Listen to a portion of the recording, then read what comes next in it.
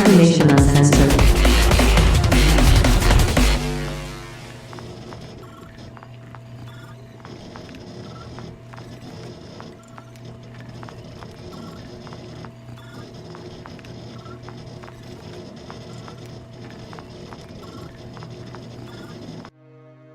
Hey everybody, welcome back to Cybernation Uncensored. I'm once again your game runner for this evening, and I'm joined by my players here. Unfortunately, because of some things that happened, personal reasons, one more player had to drop out, but that is fine, because we're actually nearing the conclusion of this campaign anyway. The last two times you're going to be seeing us here, until further notice, maybe until the new replicant book comes out from Free League, in which case we can continue the story from the perspective of the freedom fighters. Until then, we're going to continue the story. We're going to pick up where we left off, but before that, let us just introduce our players and who they will be playing this evening, starting with in-frame Dorsley. Hi, I'm Dorsley, and I play Agent EV1-9.3, or just Evie, or Evelyn. She'll take any of them. At this point, you kind of have to. Shockman. Hey guys, I'm Michael Shockman. I'm playing George Stone, the currently freaking the fuck out because he just watched what he believes to be his father getting basically painted all over the wall after not having seen him for about 20 years. Looking forward to getting through the story. So let's do it. And finally, Captain. My character still is Jack, who by last session was known as John for the most of it, but I imagine this session we are gonna actually be able to share our names and no longer be what was it? The alliteration, John and Jane. Jane, so. Yeah, it's basically Mr. and Mrs. Doe. Was exactly. We were the most not suspicious ever names. John Doe is a very legitimate name. Yeah, I see a lot of them. But yeah, Jack is played by Cap'n, also known as Riley, if you really want to be formal. I got no socials. I'm glad to be here, even though it's ending soon. I'm still glad to wrap it up and hopefully have a bit of development. We'll get to it. So, last session, Evie had a job to do, which she performed in the end. You shot blindly at someone because the chief was no longer the victim. So, once you realized who you shot, you went into a car with Elle, who told you everything, and told you that she will be getting in touch very, very soon regarding what's gonna happen next. On the other hand, Stone just watched potentially you, not that he saw the sniper, just saw the bullet go through his father's head and opened fired on the LAPD to give you a chance to escape, something you and Elle both understand is him. And so we're going to pick it up right there with sirens in the background, with everything happening. Stone is gonna have to run. So, assuming like any good sniper, you have provided yourself an exit. Yes, I landed my my personal blacked out spinner, taken off I changed the license plates, and I immediately pick up my stuff, hurry back to the car, put the stuff in the trunk, and then get into the driver's seat and start flying away. This is where Echo would have been very useful, but I'll need you to roll drive and add an A dice for the spinner's maneuverability. Okay. You two can chill for a bit, given you've had your run down from Elle.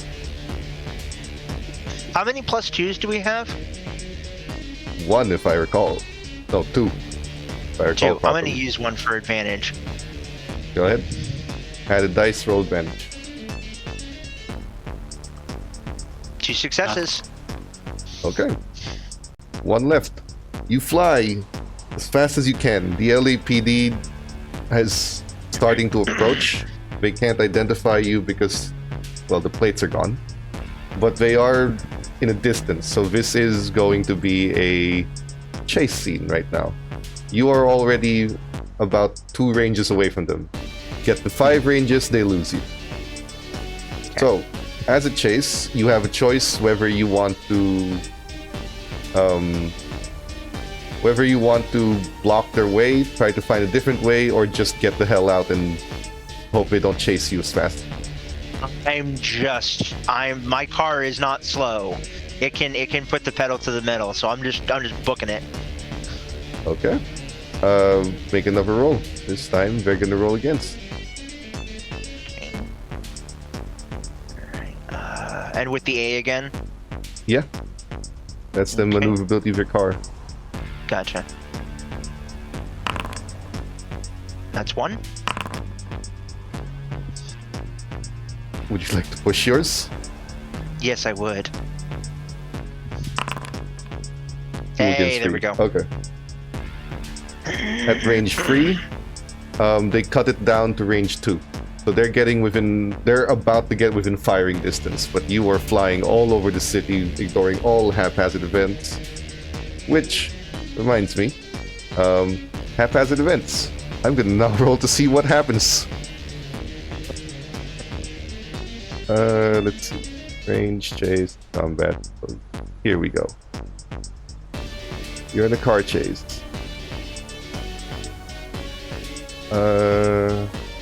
On.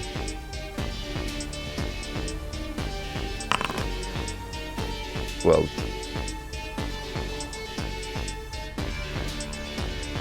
There are hacked advertisements for human supremacist banners that show up with large holograms of anti-replicant sentiments that block vision. Both you and the person chasing you are now at disadvantage for rolling your next roll. Okay. You're going to continue to run. You can keep running. That means I take out the lowest, correct? You just, okay. Or you just add the 8 dice, then use disadvantage. Okay. But it is the same for the officer. Okay. Who gets nothing. Yes! Range 1, you are now range 3. Next obstacle. Oh boy. The chasers, after being blocked around, find themselves in open space. Which means once you guys get through the advertisements and flying blindly through holographic anti-replicant Wait a minute, sentiments. I thought I was at range 2 before.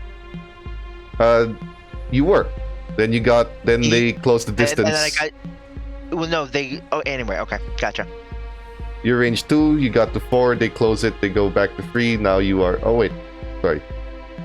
Range 2, they close the distance. You get to range 2, you are range 4 again. Yes. You are now in open space. There's no obstruction, there's no cover, there's nothing hiding.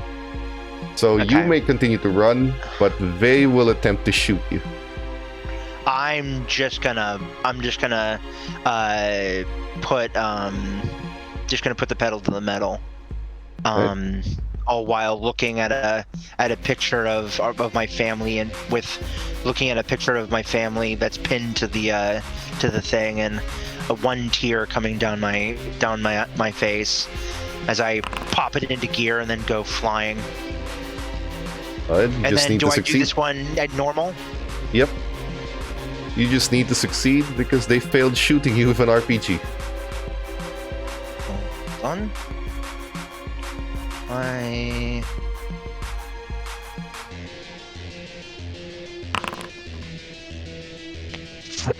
Great. You fly away past Sector 4. The chase didn't last too long. That was about 10 minutes worth of maneuvering around the city, hoping that you don't get shot down. But eventually you see the LAPD not able to catch up anymore. They run into a few buildings, a few high-rise towers that they can't afford to hit, and you manage to evade them at the last minute. That being said, there's the matter of what happens next. In those 10 minutes, Evie, you were dropped off. There is going to be a change of plans. Because Elle actually brings the car around, just as she was leaving, she actually makes it come back. And she goes to you. Actually, given your friend is in the middle of a car chase, I think it's prudent we all have a little chat. It's going to be necessary. And to Jack, she didn't say anything, but the only thing you saw before she made the car go back around was she looked at a message on her phone. So she looks at you, Evie, says, "Ride with us. If nothing else, Alright. you'll get answers." Evie gets in. She knocks on the driver. You know where to go, and make it quick. You begin to fly. But this is a quiet ride. This isn't the place for questions, and she makes that clear. All that to set up. On your third shift, while George, obviously you've escaped the police, but you can't just run back to safe ground. You need to wait until they stop searching the city. While you're waiting, Evie, you are flown to George's home. And she gets out with Jack and expects you to follow. She has a gun under her coat. Yeah. However, before she actually gets in, she changes clothes within the carrier spinner. When she changes, she puts on a set of scrubs. And then puts on her coat. And has her gun underneath the scrubs and coat. And she walks forward with Jack and with you, are expecting you to follow. And she rings the bell. They have an electronic lock with that kind of video system to see who's outside. So it's her face on the monitor. You would expect that George's sister would never open for a stranger. Especially in these times after being told what's been going on. So it's a little odd to you that she opens the door so willingly. Okay. I'm just gonna keep a She didn't see you in the close monitor. eye. She saw her. Yeah. Yeah, I'm just gonna keep a close eye on Elle and make sure that nothing bad happens to George's sister. She walks inside and you hear the sister just say, "I'll be there in a minute. Just finishing up a shower. Take your time, sweetie." She responds in this very calm voice. And she looks at you, Evie. First thing you can know. Do you know why you're so familiar with these houses along the street? I have some idea. Allow me to illuminate for you. Before Wallace Corporation started getting to the replicant business, they were contractors. They did, of course, have replicants who were employees of theirs, the old Nexus 8s and the like. So, she looks to you.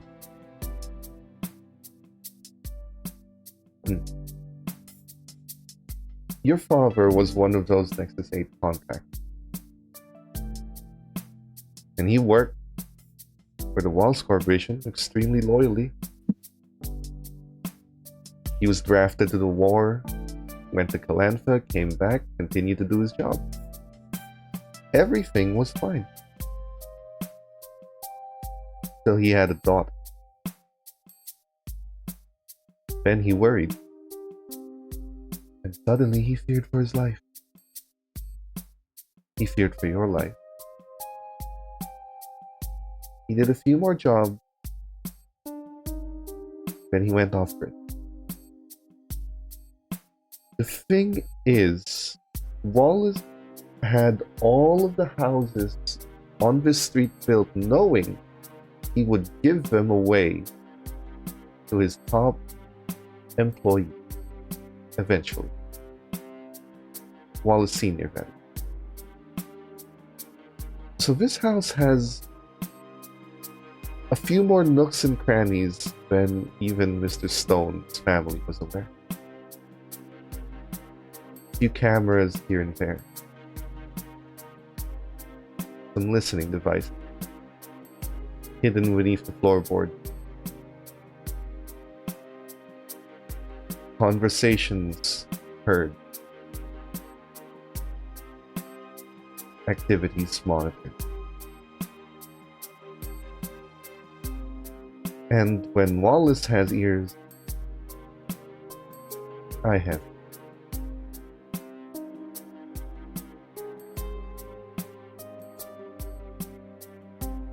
Mostly because of your father's ingenuity and the copy of his notes that he gave me.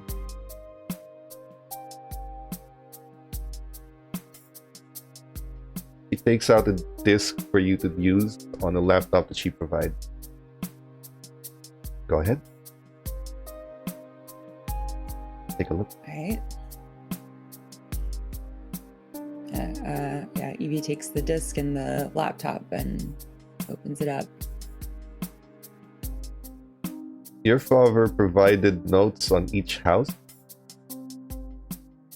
on where to find hidden paths, where to look, the contract that Wallace provides to the people who live in these homes that they are not to do any unauthorized renovation, where every bug is placed.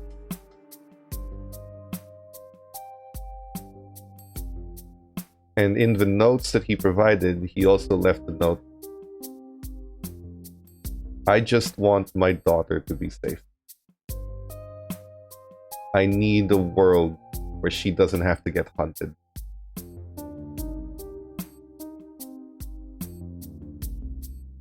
Further down those notes, there's a list of bribes that were made, accounts that were fabricated, money that was transferred, and some blackmail material. All of which lead to you suspecting that she had a hand in your memories being wiped and turning you into a regular replicant.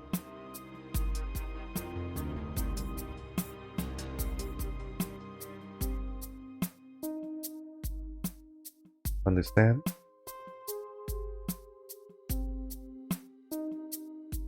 So you were the one. The facility you found yourself in. They were about to purge the entire project.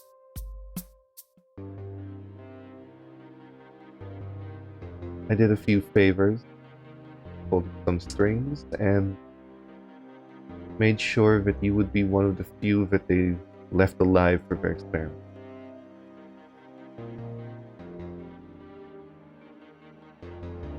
Did not think you would be a Blade Runner. That was an oversight.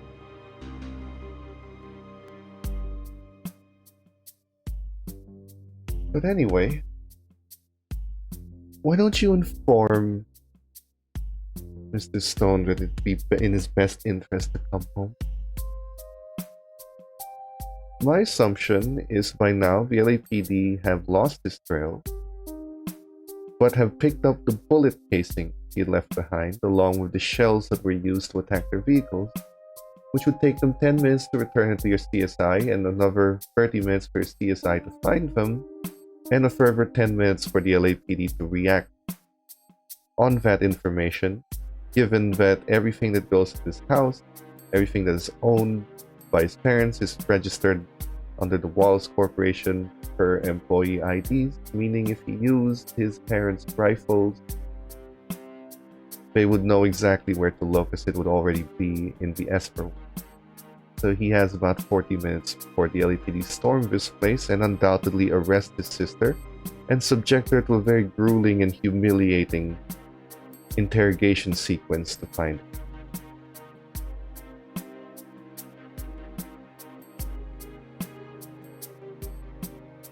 Oh, and not to mention, the sniper that you used was in fact LAPD issue taken out from your squad's ID code. So they'll be looking for you too. Thanks so much for that. Thank me yet. Night's still young. It was my idea. He just looks at Jack like, it's Paul. I thought you didn't know I was RDU. Seemed pretty surprised in the car. Oh. Yeah. He didn't. Yeah. But the thing is, Oh. yeah, but the thing is, I needed to know. If you weren't RDU, you'd have no reason to worry. In the event you were, well, things happen. Contingencies, what it's called. Why don't you inform him and we can all have a nice little chat? We've got 40 minutes. What do you text? I call. Do you pick call, I do pick up, and I say, the first thing that comes out of my mouth was it you?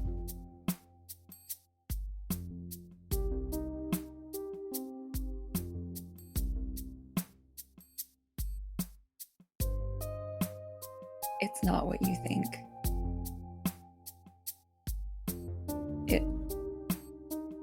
I fired the gun, but it's not. That wasn't your father. I'm assuming you're calling because you want to meet. Yes. Where? Your house. I'll be there in 10. He hangs up.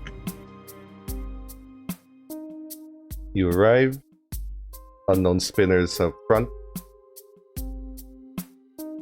Door opens. Just the scene before you arrive. His sister comes back down on a crutch and just looks at her and says, Ellen, what are you doing here?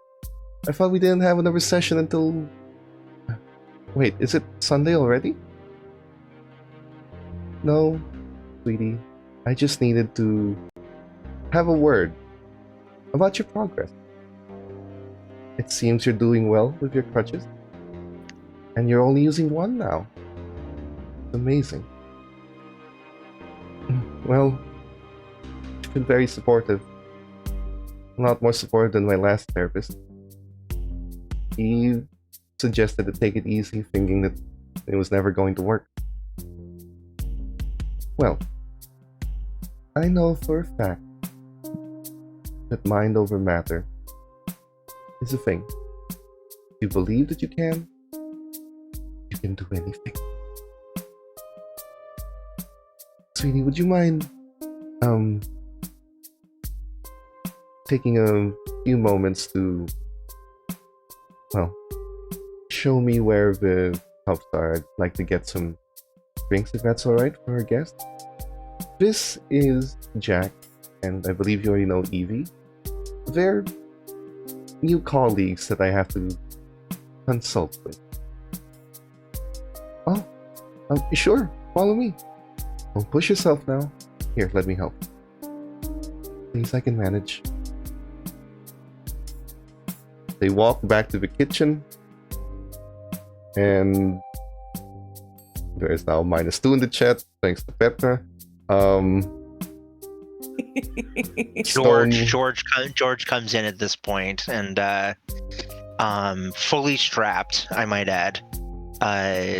Like he's wearing not his usual suit and tie. He's wearing full-on tactical gear with a trench coat over it. And you notice that he is not wearing his trademark shades. And he comes in and you see him just kind of look to you, Evie, and he says, "Where's my sister?" She's getting drinks. He walks into the kitchen and just goes and finds Iffy. And when you go into her. the kitchen, Jack, you are expected to follow and bring Evie with you. When you guys head in there, you see Elle pouring drinks with your sister. She looks at you and says, "George, hi. Oh, you never met. This has been my therapist for the last few weeks, Ellen." She just smiles at you. Why are you... George just rushes up to Iffy and gives her a big hug and whispers in her ear, "Everything's gonna be okay." And he then stands up and smiles and says, "It's a pleasure to meet you, Ellen." She just looks at your sister. "I do need to inform your brother of a few things. It's LAPD business I was unfortunately dragged into.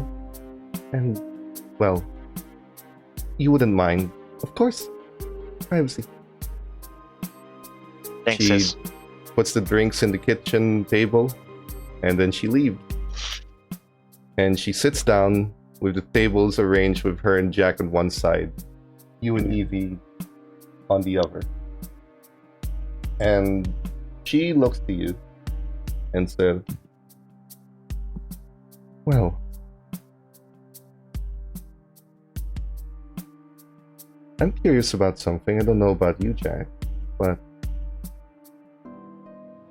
if I understand the situation correctly,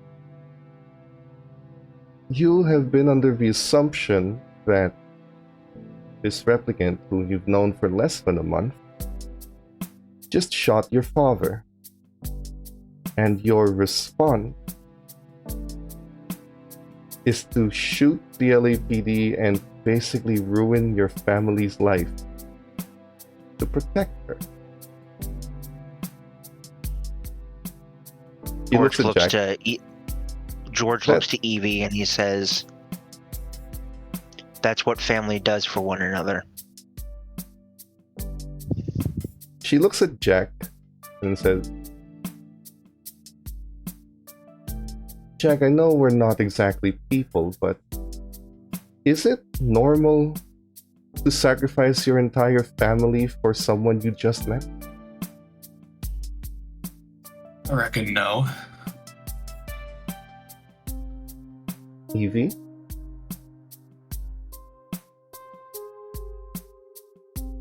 How do I know? Or how should I know? I have been really awake for a month or two. Exactly. You're telling me that you threw away your sister's life and your own for a replicant you met a month ago.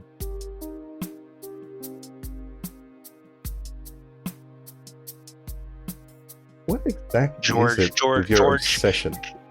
George takes the tea, which is what I imagine she made. Takes out his whiskey flask, pours a little bit into the tea, and takes a sip. And he looks and he says, "Two things. One, yeah, I might only have known Evie for a little over a month, if that. But I have shared and seen so much in her in that 1 month. So Second, you're just gonna deny the fact that you're basically fetishizing a rep. George will literally stand up and pull out his gun and stick it directly to her head and say, fucking do that one more time. Say that one more time. I swear to Christ. Pull the trigger and your sister's dead. Jack is gonna be up. Pull the trigger and you're both dead. Pull the trigger and I'll make sure anything about your family is erased from the entire existence of this planet. You think I don't have snipers on your sister's head right now? I know every inch of this house, you fucking idiot. You're gonna sit down, you're gonna listen to everything I say, and I don't give a shit that you don't like it. George sits down. He then sips his tea and just doesn't say a word.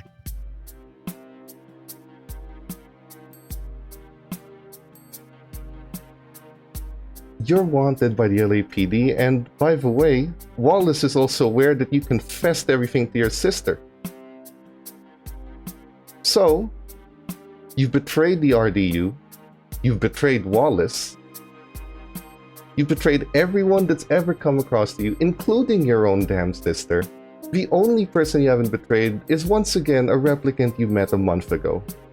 Your obsession has cost you your job, your family, your security, and everything you claim to hold dear, you fucking hypocrite.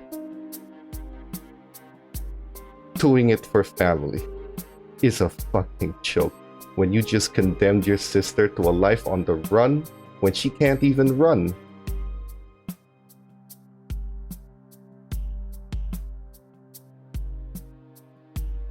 At this point, that doesn't really matter.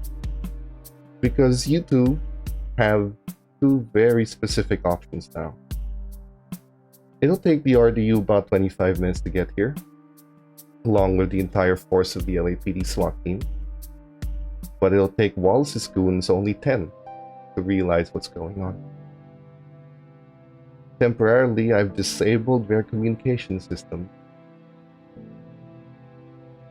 Still, I can't imagine it'd be hard to find where you would run off to. Given your sister's brand new spinal cord and cybernetic implants come with an embedded GPS tracker that can only be removed and disabled by destroying said implants, they will always find you.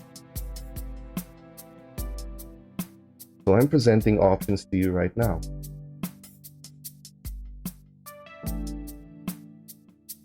You fight forward. And she looks at Evie. And you get your answers.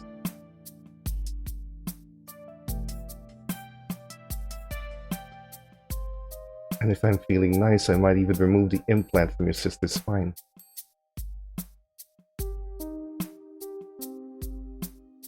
George looks to Evie, looks into the other room, seeing his sister doing something or other.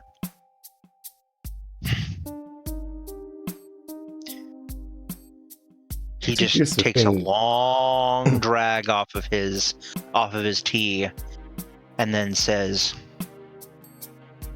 "Okay." Here's the thing. I don't need your input. Because I already know that whatever she decides, you're going to go follow her like a lost puppy. So, he looks at Evie. I just need your answer. The alternative, of course, I'd be happy to get you off-world. Hope that Wallace never finds you. Hope no one ever finds you. Either way, it gets you out of my hair.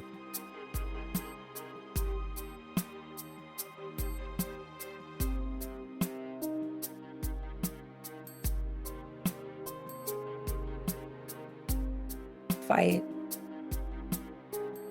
But I do have a question for you, Elle. I imagine you have plenty.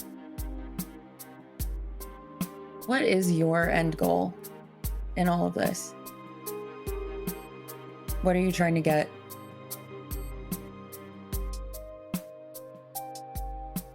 You know what happens to the replicants that I've managed to get off-world on their request? I'm sure you're going to tell me. Let's just say that Blade Runners aren't the only thing Wallace has at his disposal to get rid of the next game. There is no safe place to run from. No matter what world you choose, no matter what off-world colony you go to, if Wallace wants to find you, he will find you. And he will end you. But I have a way to change it. Freedom Movement has started a fight for replicant rights. But I'm not foolish enough to think that those rights are going to be met within any lifetime fine. So my goal is to get a shitload of Nexus 8s and other replicants trying to live their life off-world and off of Wallace's radar. That amounts to roughly 2,000, give or take, replicants. And whatever happens with the spark that's been lit here for that freedom movement, someone will continue that fight. But my goal is to keep a community alive. And while we're in the habit of sharing, Lance Rogers, your former teammate, that job wasn't meant to kill any of you. That job was meant to assess how good you all were. The thing is, I listened to that audio of the replicant who was on that job over and over. And she might have pulled the trigger. She looks at George, but you certainly pointed the gun and aimed it at Lance's chest. You were a fucking sniper. All you had to do was wait for your time, and instead you decided to go on calm and ruin the whole thing that you all had planned. Which was, by the way, brilliant. Infiltration.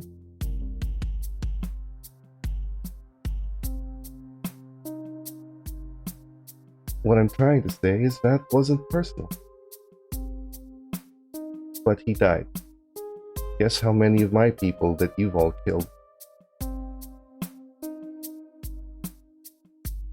So,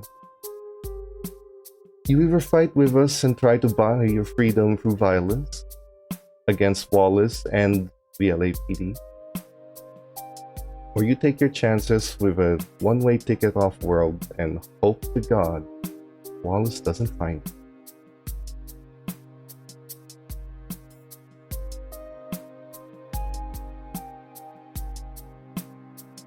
Why are you so sure that the freedom movement, that things can't get better for replicants within your lifetime?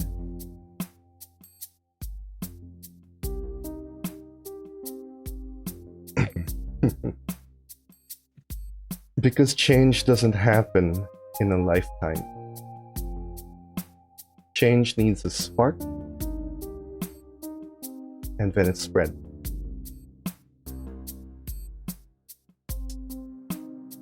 There aren't enough replicants in this world to spark a change overnight. It's not the French Revolution. If you'd like to continue fighting, I won't stop you.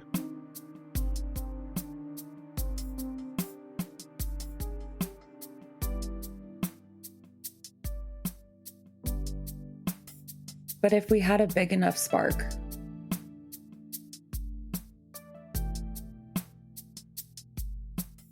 she looks at Jack.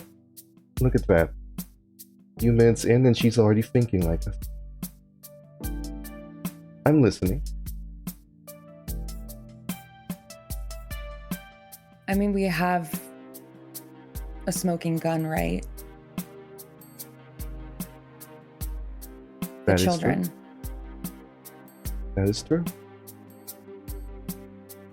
The humans that I've told or who have found out about what the RDU has done to infant replicants, they've all agreed that it is deplorable and disgusting and a tragedy that should never be occurring. I'm not saying that I think that every single human will agree with that, but if there are enough, if we somehow get that information out there, if we show the pictures that I was shown,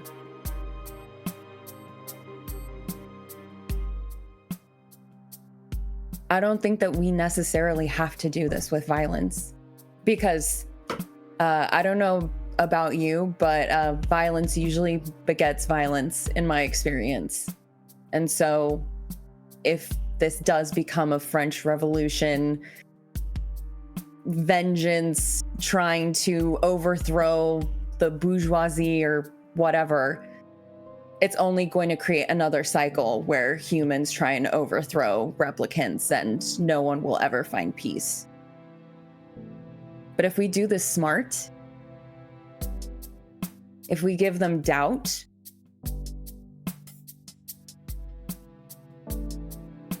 Here's the then thing. who knows? You've told the select people what you know about replicant infants. What's happened since then?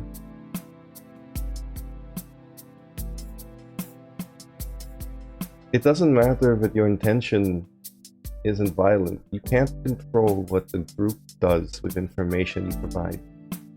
You can only direct it. You release that information, Wallace is going to try their damnedest to back it. A fast track to replicant acceptance. But Wallace does not like the Nexus 8. Because they weren't made by Wallace, they were made by Tyrell.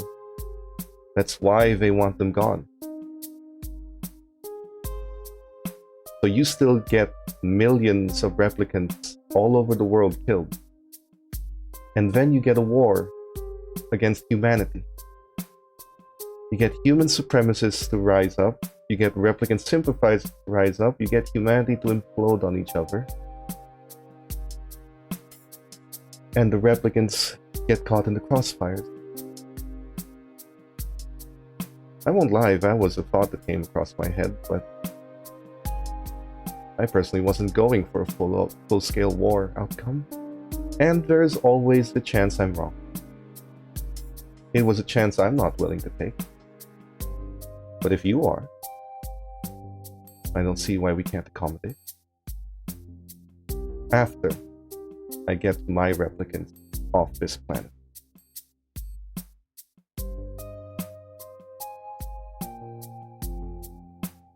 I know.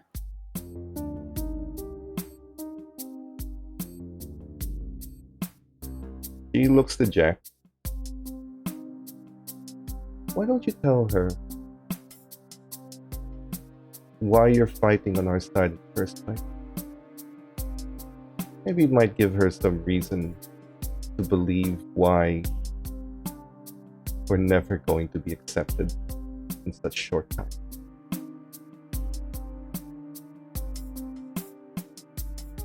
Jay, Evie, you remember when we were back at that apartment and I told you I was a doll? Well, that was true. I really was a doll. Custom made, fittings, buttons, bells and whistles, everything. For a madman to throw into this pit, to fight until I couldn't fight anymore. Night after night, he would gamble on me and I would win. And that was great, but I didn't win every night. The nights I didn't win, I came home to a cell. I came home to cigarette burns, stabbings, flailings, lashings, anything that he could do to get under my skin to make sure that I was better the next time I went to that pit. Now, there can only be so much before a pushback happens. I was telling the truth too when I said I killed him. I did. I killed this man who had custom ordered me, a replicant with human ideals and memories to fit this fetish that he could just create this killing machine styled after some fucking ancient kung fu artist just because he thought it was funny. And so I killed him. And I made it on the run. And there was plenty of names there that I'm not sure if I'm still safe. But there's never gonna be a moment that Wallace ain't gonna pump out another Nexus 9 custom fit bells and whistles for some other madman. Even if the knowledge of replicant infants gets out. Nexus 10, Nexus 11, Nexus 12. It won't stop. Not to mention, you already have a taste, both of you, of what Wallace does to replicant infants. Puts them in a facility and raises them to be whatever he wants them to be. Wallace wants replicants free to be controlled by him. Infants don't fit that category well. Not unless he can brainwash them from an early age. And since we're sharing, my story is a lot less heartbreaking.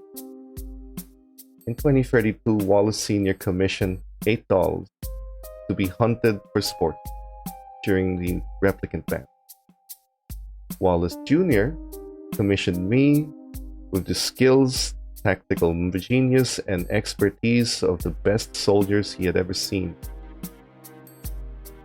for the purpose of killing his father, and then hunting me for sport after I completed the job he gave. So if you think I'm a little out there and have a few screws loose, it's because I am, and I do. But if I am that way, it is very literally because my maker intended it to be that way.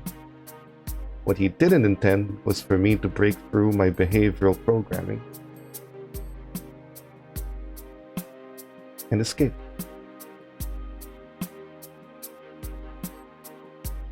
Let's not forget, he also replaced your buddy, Lance, used Echo's memories. Oh, and did I mention your friend Elijah has the reason he's been missing, not that any of you had the time to really care, was because Wallace repossessed him, because he too was a replicant he didn't even know he was.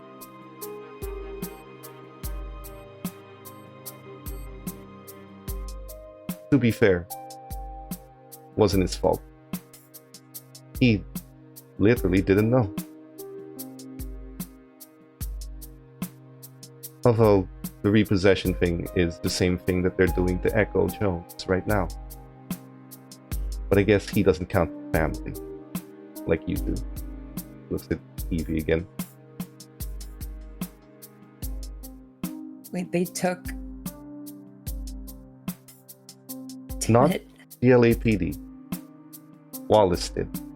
Because you took him to that facility. After you had the chips Director Holden installed in your cars removed. The chips that were preventing Wallace from tracking your every move.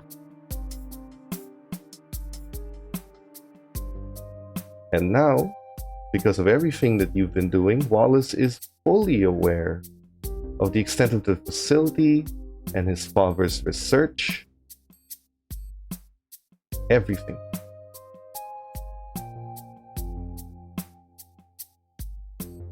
Because you trusted him and then decided to betray him too. Just like you trusted your new chief and betrayed him, like you trusted the RDU and betrayed them. You have scorched the earth that you walk upon. You've burnt every bridge you made. All to get to me.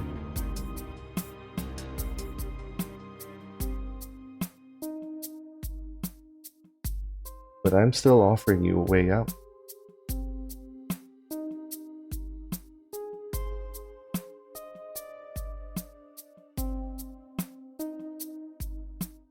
What's it gonna be?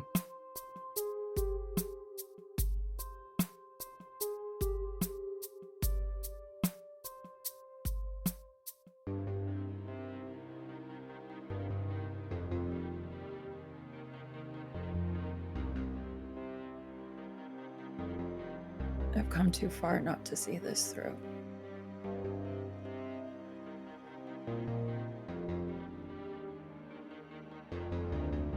Let's get your people off planet. I think that's called a sunken cost. Whether you believe me or not, your team was never the target. Your team was never meant to be involved in this. You had a case, you pulled a thread, and you kept pulling. You could have dropped it, but you didn't. I don't blame you. I got one of your own killed. After all, the whole reason I'm fighting is because your kind has killed thousands of mine. So I get the sentiment. Which is why I'm still offering you a way out.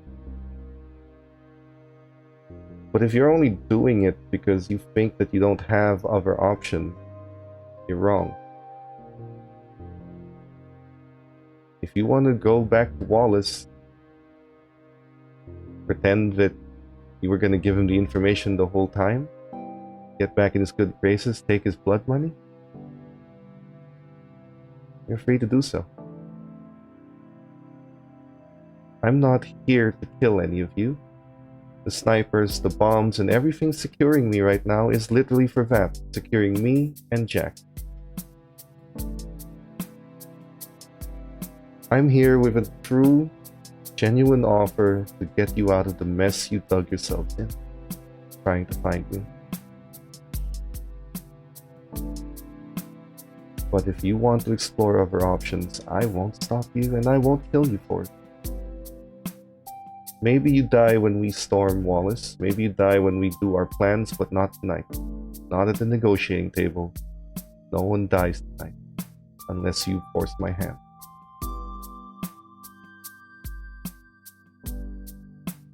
So Jack is gonna check his watch just to see how that's looking for the 40 minutes that we have.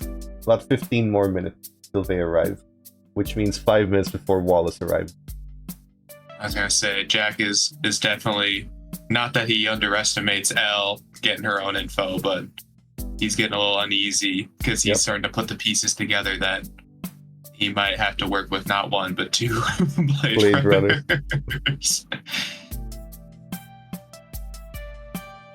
Clock's ticking. And he would like to smoke, but he's respected the living area. Is it visible that he wishes he could smoke? Do you have a tick or anything? I would say he's getting a bit more fidgety. And then maybe like his hand is leaning towards a pocket that he might have his smokes in. George will look to Elle and say, "Your friend looks like he's a little twitchy. Can I take him into the other room and get him something to ease him?" He looks to Jack. Find your partner. And then he pulls out his lighter and lights it to give you a light. It's not going to be my house for much longer. Jack's eyes are gonna glance over to Evie, and he's gonna smirk and say, "Take notes." And then Jack is gonna slightly I I never lit my own cigarettes. He did. I see. He'll put the cigarette in his mouth and let it be lit. Yeah. Yeah. And George will take out he doesn't smoke tobacco, he smokes weed. He will take out a weed cigarette and put it in his mouth and light it up and offer one to the other two, Evie and L. Not quite yet. Okay. Have 5 more minutes. My escape plan requires 2 minutes, so you have 3 to decide.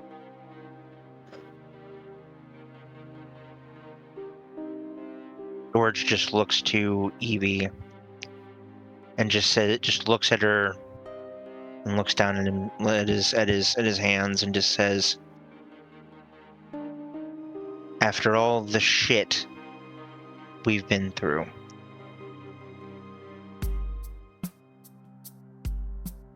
my sister, before I did what I did, my sister told me to do the right thing. She knows what was going to happen. If she can be protected in any way, or even if she can't, we were raised as a family to do the right thing whenever possible. And no matter what anybody else says, and he will go to motion for his badge, and knowing that it's not there, what those fuckers did is wrong. And you are my friend. You are Iffy's friend. You are, in my opinion, you are part of our family. Just like Echo was. So you make the call, and we'll back you." Takes a long drag off of his cig. Elle puts her hand up to Jack, as if to signify you owe me $5 for that bet. He just looks at you like, "Told you." Jack is just gonna. Yeah. You just hand over to Chinyan, but he looks at Evie. Yeah.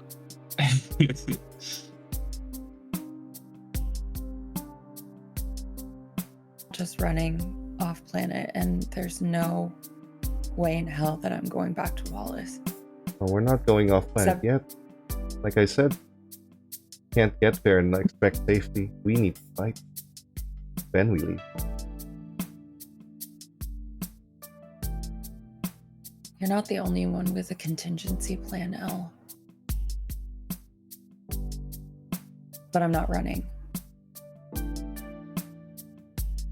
Good. We've run our time here. The van's waiting. Pack whatever you want to pack. Talk however you want to talk. You have 2 minutes. She turns as she's about to leave. And I meant what I said. I am offering you a way out despite everything. Because despite everything, you did see those infants. And you decided not to kill them. No matter how fucked up everything else is, I can at least respect that. Be a little hypocritical of me to kill one of them, wouldn't it? Well, fair, but at least you recognize that fact. You have 2 minutes. You leave. and George use will as a jack stand up. if you George follow. will stand up and immediately go into the other room and sit down with his sister and just say, "You know that bag that we've had packed for a while? Those 2 bags? I need you to get them and follow me." She nods, but you notice the that sister's coming along. she needs to be kept safe too. Besides, you could always use insurance. Make sure that they don't pull any funny business. Fair enough. When And George she- will Sorry, when you will tell her specifically to take the bag, you will notice Yeah. that there's a small radio where the room she was in, and it has an echo of the room you were in. And she looks at you with tears, but she leaves and takes the bag. Oh no! She had the baby monitor. She had the fucking baby monitor. No! But she We does. tried She to says protect nothing, her. and she leaves, about to get the bags anyway. George will then head into his room and will basically go into the false bottom of his sock drawer and pull out whatever basic unregistered gear he has. It's not much. It's like a small stack of chinion, a pistol, a couple mags of ammo, and just load up and frickin' just look at the place and take a deep breath and let it out, and then this is the right thing. And he will then go down and meet up and yeah. Jack, Elle looks to you when you leave the house, and she just says, I know I ask a lot of you, because there isn't really anyone else in this organization as competently trustworthy. But you've seen how hard things have been getting, and how much harder walls have been pressing. If we can get 2 extra bodies to protect you, then we'll do it. Despite the fact that you have to work with Blade Runners, ex-Blade Runners, at least you have the comfort of knowing that we're holding their freedom above their head, and an extra body. Oh, I was afraid you'd say that. But I'm sorry, Jack. I truly am. I trust you. I trust you, so I suppose I trust them to your extent. Oh, trust them as far as you can throw them. When it comes down to it, let them die if they have to. All that matters is the job, and that you survive through it. If they live, they live. If they die, don't bend over backwards to save them. But as far as working together, at the moment we have a common goal. And at the moment, they can be useful kept alive. If that changes, then they don't need to be kept alive. But I trust in self-preservation. And I trust that they didn't kill those infants for a reason. And we'll have to lean on that, because 2,000 people in this movement, Jack, and barely 10 of them are capable of holding a gun. They're farmers turned conscripts, riddled with PTSD from the Calanfa Wars. They just want a quiet life. We can't ask them to jump into the fire again.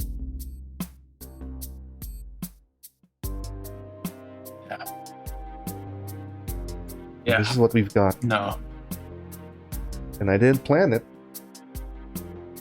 But the cards were dealt that way, and we'd be fools not to take a freebie from fate. I see what you're saying. Get this done. And we all get out of here alive. We can only hope that Wallace didn't put a button in that Ripper, turn it back on again. One last time. Then you get to retire in a farm somewhere. Grow some wheat. Do I look like a farmer? She looks to you. I mean, she smirks when she gets in the van.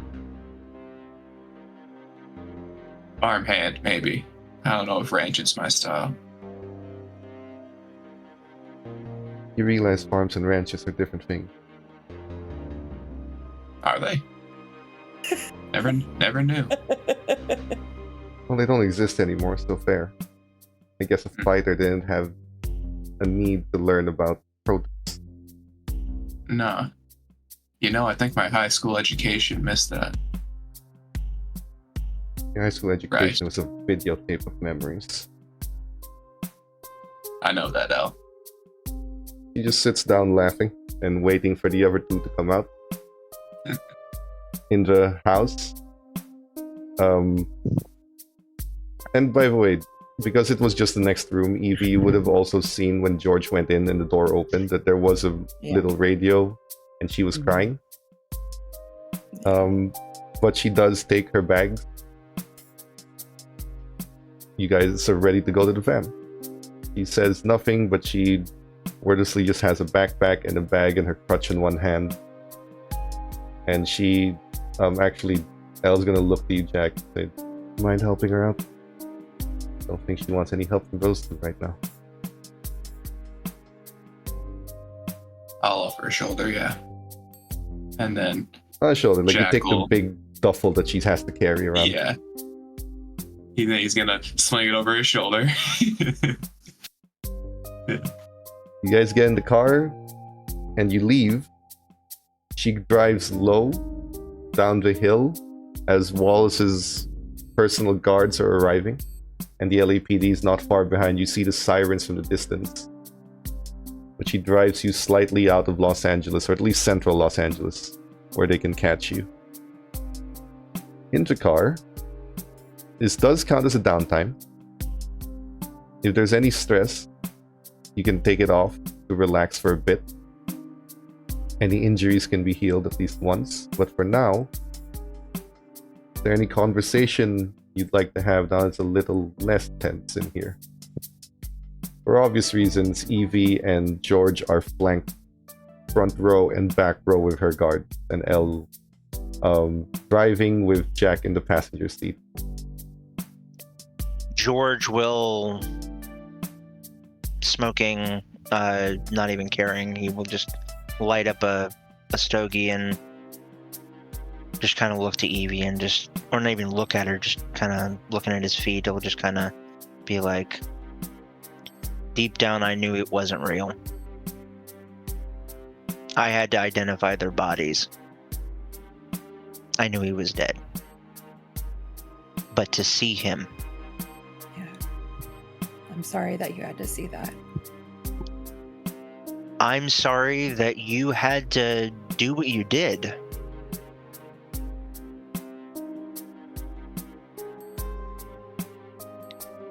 And he looks to his sister and he just kind of takes her hand and he pulls away.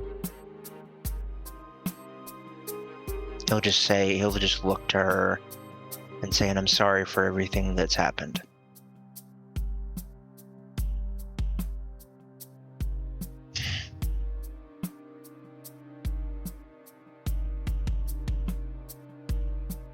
You shot LAPD officers who were doing their job. When did that become the right thing?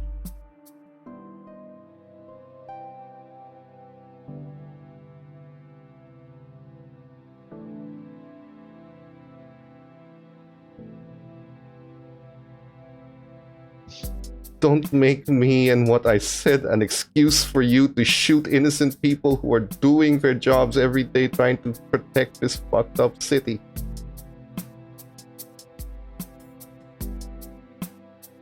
George doesn't say anything. He just sits back, smokes, and then just kind of just looks out the window.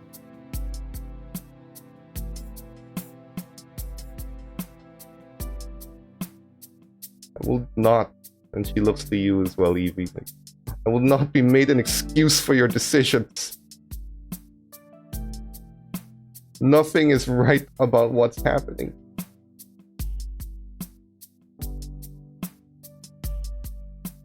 To that Every we can day agree. you were in the academy, I worried for the exact thing that you just did to those police officers. That one day some random person with a rifle is going to shoot at you and that you would die on the street for doing your job. And you did that to how many people?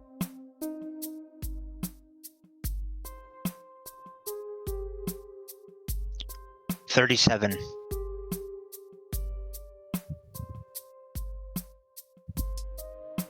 And you say that you trust her, but you couldn't trust her to get out on her own?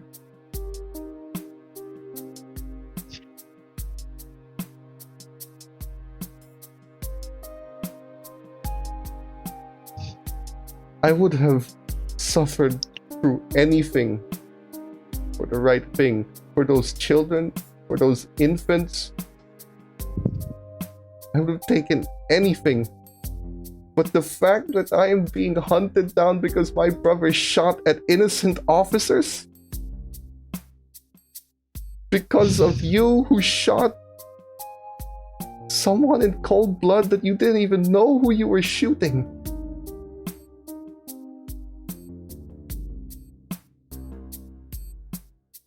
Isn't this the kind of behavior you kill replicants for?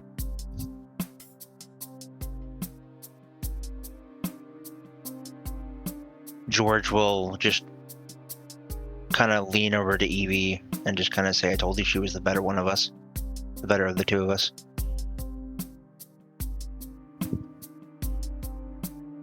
Why is the terrorist in this car the only one that's making any kind of sense? Why is the one person in this vehicle I'm supposed to hate the only one that's making any sense to me?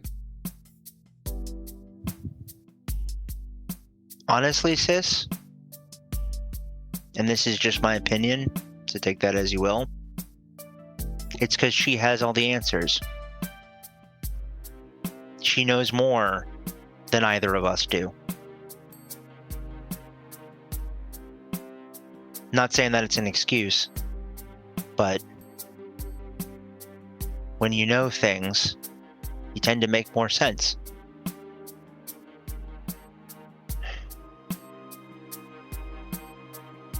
I'm not gonna... Maybe both of you never should have acted without knowing everything. I thought that's what police do. You look for information and you wait until you find information.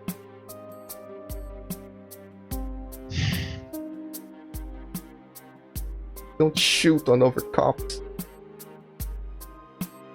Don't shoot on people doing their job. How big is this the spinner that we're in? It's a large carrier van. Carries about 12 people. It's at half capacity. Okay, is there like a little bathroom in the back? Oh no, it's just a van. Okay. George will stand up and just... He will go to put his hand on his sister's shoulder, and then he will recoil, and he will just say, not for nothing, but none of them are dead. And he will walk into the back of the van and just kind of sit there and just kind of stare at the back of the seat and just zone out, just kind of doing the 1,000-yard stare.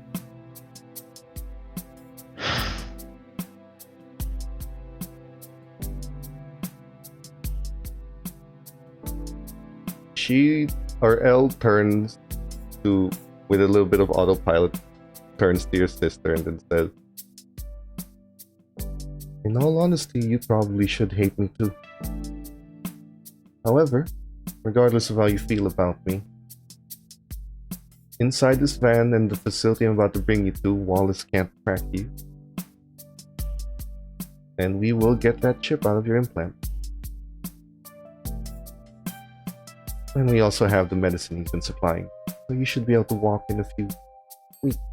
So at the very least, I'm not going to take away your ability to walk for a mistake you never committed. But since no one here seems to want to apologize to you for ruining your life, I am sorry for lying. And I am genuinely sorry you had to be involved in all this. And I am sorry that I treated you like a source of information, which you were to me. I'm gonna make it up to you by giving you back your ability to walk and make your own choice. She looks at Evie. You're going to need to undergo some surgery too. I know you have your own contingencies, but the fact of the matter is you came from the same facility. They've got a pin on you too. After you get surgery, which is very minor, by the way, you don't even need to be put under for it. Then you can decide. Then you'd be free to decide if you want to run and leave with your contingency or continue to fight. But regardless of what you think of me, I'm not going to make people fight for me if they don't actually have an option not to. But if you choose to fight, I'll be holding contingencies to make sure you stay on this side, because to be perfectly honest, your track record for loyalty isn't the best. But like I said, unlike Wallace, unlike the RDU, and unlike the rest of this city, I give people a choice. And I give them a choice based on full information. So here's the deal. The whole facility that you discovered, that was made by Wallace Sr. And Wallace Sr. made that facility as an experiment. See, unlike Wallace Jr., Wallace Sr. wanted replicant supremacy. He wanted to replace humanity. He wanted to create a better race. I feel like that's something your old friend Echo would have agreed with. Regardless, he made that facility and the dolls and everything from the doll hunt to that point for the purpose of breeding a new generation of replicants that he could control and selectively place into society, slowly breeding more replicants because he realized the child of two replicants is special. The child of a replicant and a human is genetically superior. Two replicants make a replicant. Two humans make a human. A replicant and a human make something entirely different. Eve managed to do it once. Never again after that, no matter how hard he tried.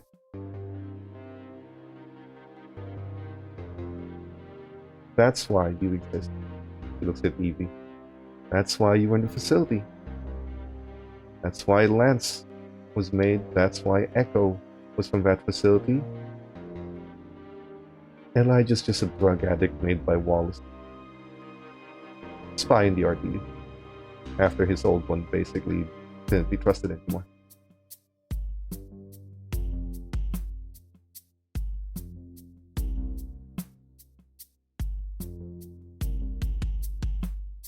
Wallace Jr. doesn't know most of this, but because he now knows about the facility, I imagine he's going to start looking for all the information, which he's not going to find. Because Wallace Sr. was clever enough to keep everything. She opens her bag, typewritten, on paper, with no digital trail.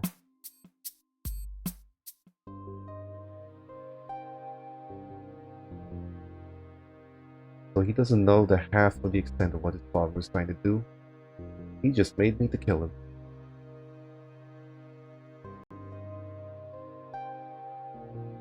So the smoking gun you were talking about?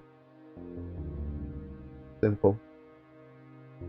I give him all the information he's looking for. And watch him deactivate every single track that he has on every single Nexus 9 and 8 out there.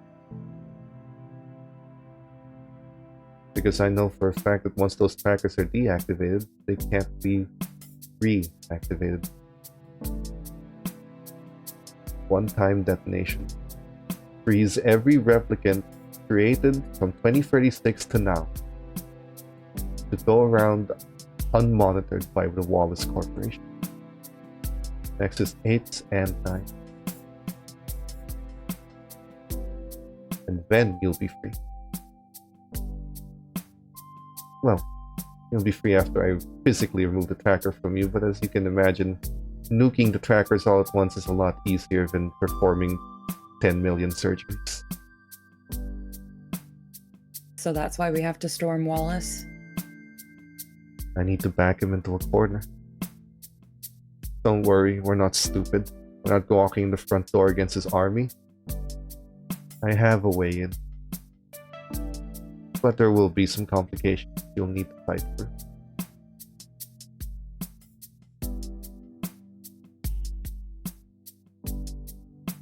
His sister walked, literally and figuratively.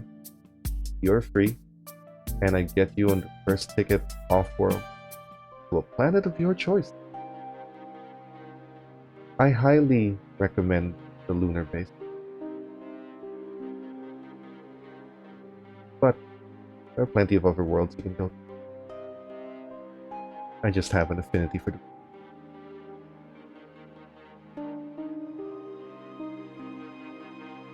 I hear Mars is quite beautiful this time of year.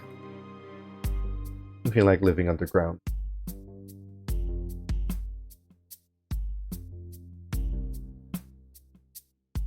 Here's the thing. You can hate me all you want. You can call me a psychopath.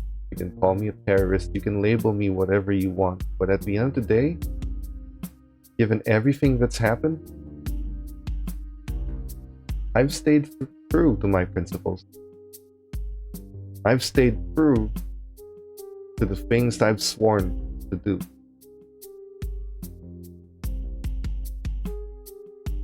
You can't stay the same, can you?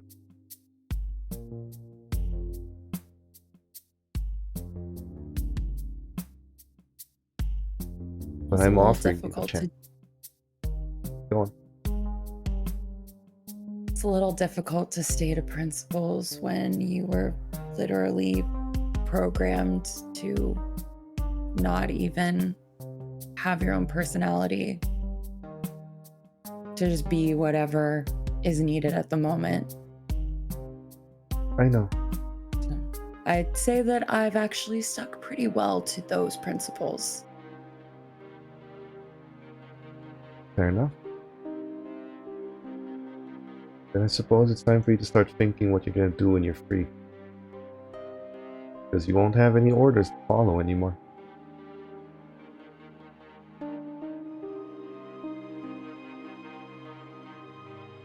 How do you feel about farming? Great. Did you know they have Maybe real both. food growing in other worlds? Where there's an actual need for farmers. Ever seen a field full of cows? She just continues to drive. Well, I do like real food. What about a range? How do you feel about those? I don't know the difference. Oh, for one deals with animals, the other deals with produce. Oh, okay. That's why. Yeah, That's why she's the boss. George will chime in and say, that steak you had at the restaurant at the Continental, that was from a ranch. The vegetables that were with the that were in the salad that went along with it, those were from a farm. What is it called when there's animals and vegetables? Someone with He's a about lot to of free say time on their hands. He's about to say something. He's like, I have no idea. A Franch? A French. And if you survive this, you might be able to start one. He drives, like I said, I'm not trying to be the monster. He painted me that way.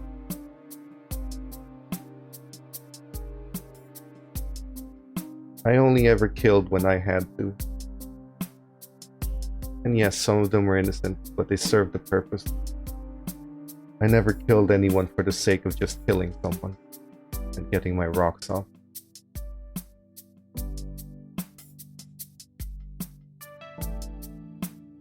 She drives and she brings you to a facility.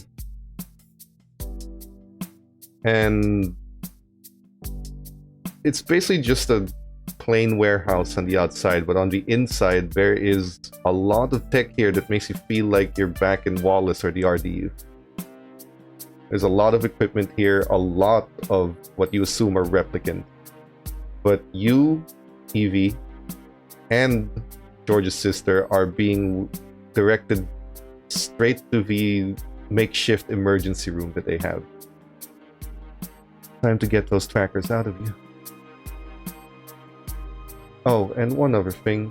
He looks at George's sister, Evie, and just says, the medicine Wallace has been giving you, while it is the right medicine, you don't have to take it in small doses. They just want to keep you under their thumb for as long as possible. So we have a mega dose for you that'll allow you to walk in short order. We'll give it to you as soon as you heal from your injury from the surgery. He nods and walks, doesn't even question it. Does Evie hesitate? Because they will not sedate you, but they'll make you paralyzed, numb a certain area, and surgically remove a chip out of you. So you're going to be defenseless while it happens. You hesitate? Yeah, I'll do it. No. Yeah. You can watch. He just looks at George while there's like a monitoring room. It's a giant clear screen you can watch both operating rooms from. For Evie, it's simple. It cuts somewhere in your spinal cord, like an incision along the cord, but not going through the bone. And they very carefully pick out a small chip embedded between vertebrae. It takes, however, a few hours. For your sister, it's roughly the same, but they cut a little lower, and she does have to be put under. And you can see that the cord, or that the thing that they're removing, is almost soldered to the wires that connect to her nerves, and it's a far more delicate procedure than anything else. This is far more involved. Is she in the room? Is she in the viewing room? L? LL? Yeah, along with Jack. George will just, while looking directly at his sister, tears kind of start coming down his face, and he just says, for all the hell that I've caused, thank you for taking care of her. I'm an idiot. I'm stupid. I'm good at one thing. I'm good at shooting things, and I'm good at being aware. But I've never been the thinker. That's always been my sister's thing. I care more about Iphigenia than I do about any other living creature on this planet. I don't care if she hates me. As long as she's okay, and as long as she can walk and she can make her own life, whatever goes on with Evie, this is a debt I have to pay. And he looks directly to L, and he says, as you say, our track record is not very dependable, but and while I did not appreciate the comment about me to Evie, I do, for the sake of courtesy, want to apologize for pulling a gun on you. No need. What I said to get under your skin. That's the point of a negotiation. But it doesn't change the fact that your sister might say that she wants you to do the right thing, and she probably means it. Why don't you think about her for a second? And think what it feels like to be treated so helplessly. And then, at a crucial moment, choose someone else over her in the end. And think about how much that hurts her. And on the other side of that coin, why don't you think about Evie? He looks at her. And think about what it feels like to be her. And then to be coddled. Because you don't think that she'll survive. And you might not think that way. But how would it seem to them? You may not agree with how it sounds, but you've been so busy looking at things from your own perspective, you didn't even bother to think how either of them feel about what you're doing.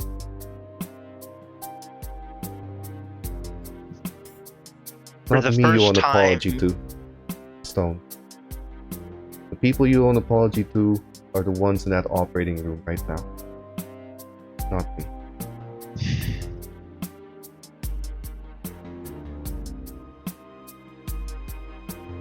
You're right. You might not be a thinker, but you can at least think of how they feel. And try to think of that when you make an action like you did.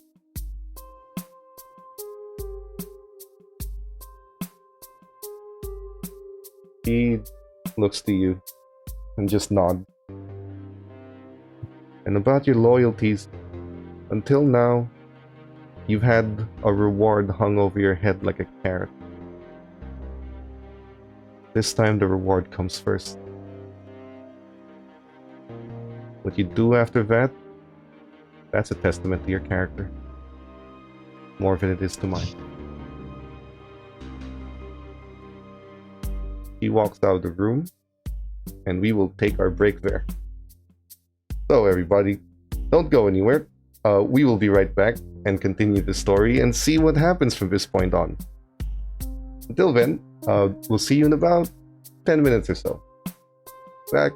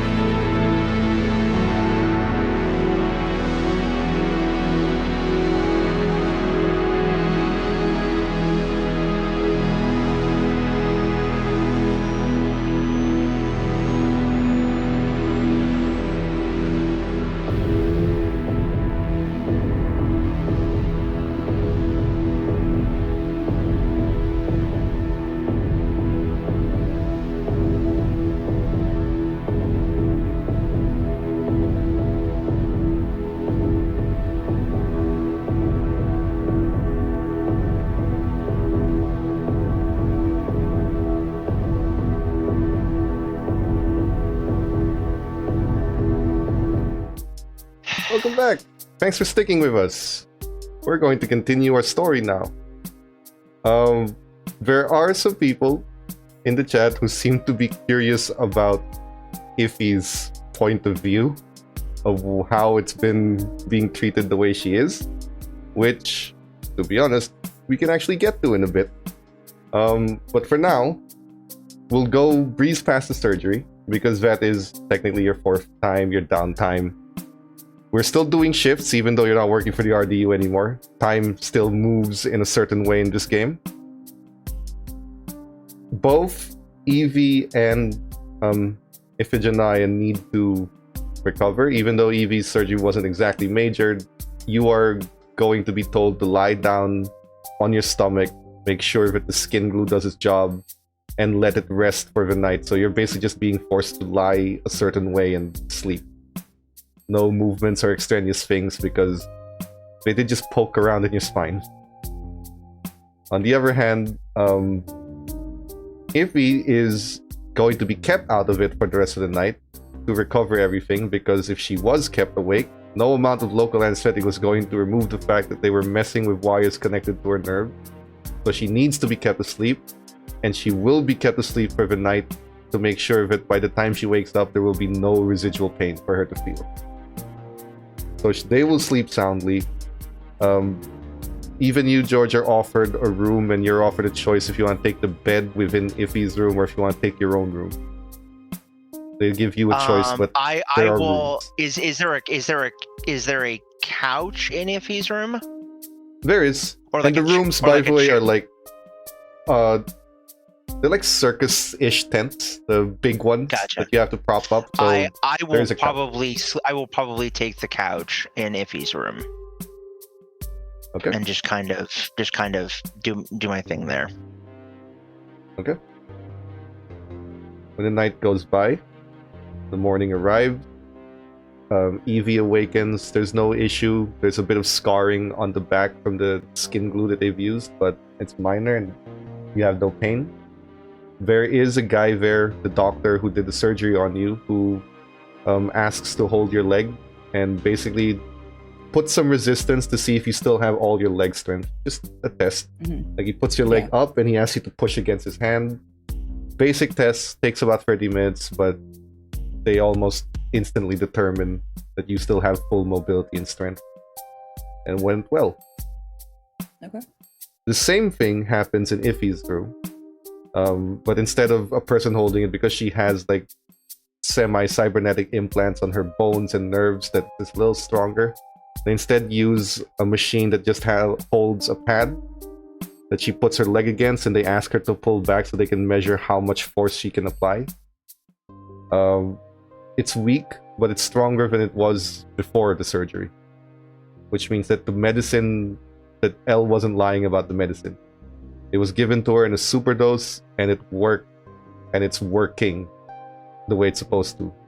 So she wasn't lying about Wallace putting you under their thumb for longer. When the test is completed, the replicant who administers it leaves.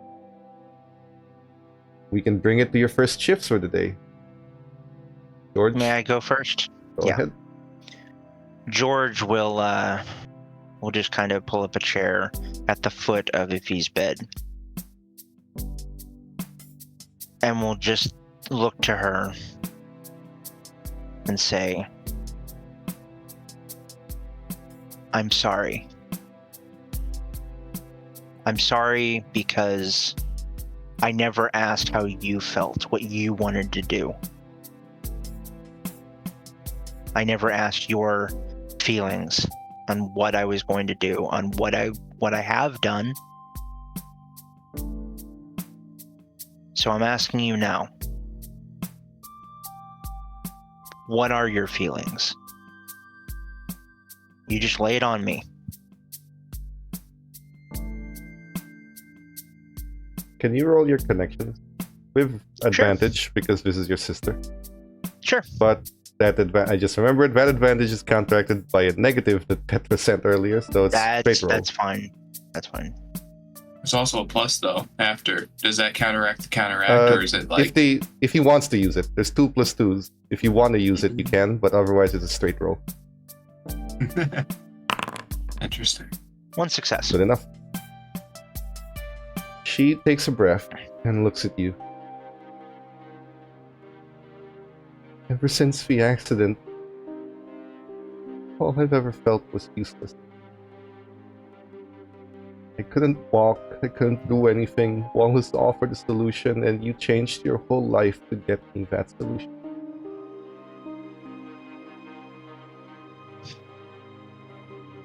I know you joined the RDU because of it. I know you joined the academy because of it. So I never complained when you put your life on the line. Because I always thought that at least in the police department, you'd be doing the right thing and you'd be helping a lot of people.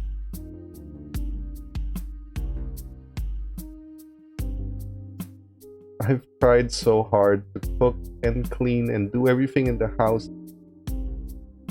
because at least I could make a home for you to return to, and I wouldn't feel as bad for not being able to do anything else. It has always felt like I've ruined your life, and that's not because of you. It's just because of everything that's happened. You had to make choices because of me. But I never asked you to. You made those decisions on your own, and you made decisions for me. You never asked me what I wanted. You just assumed you knew.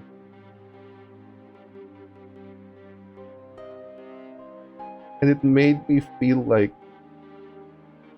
I owe you, and that I have to do things and act a certain way and be a certain way because I owe it to you. You don't owe That me just anything, became the norm. sis. But You that's don't how owe it me feels. anything.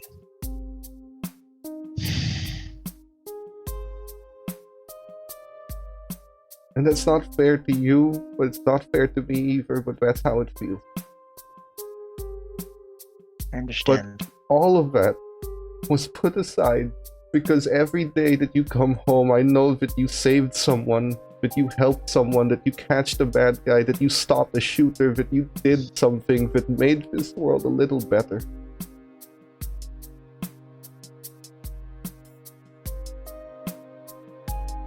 I don't fully understand why Evie shot someone randomly. I don't fully understand why she did what she did. I don't understand why it had to happen. That's not the point. The point is, when it came down to it, you shot at people doing their job, and sure, maybe you didn't aim at them, but how many ricocheting bullets have you seen hit people that you didn't intend to hit? You're firing a live gun at people, things will happen. You put people's lives in danger. And I would have accepted all that if there was a reason for it. But the reason is that somewhere inside didn't even trust her to get herself out of her own mess. Just like you never trusted me to figure out what to do with my life. You made decisions for people without thinking what they would have wanted. And you think that you know what's best for them. But you don't get to make those decisions. They're not yours to make.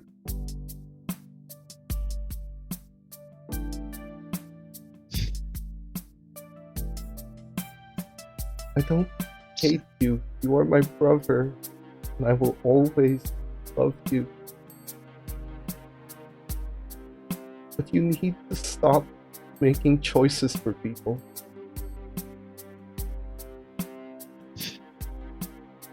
You need to stop assuming you know how people feel.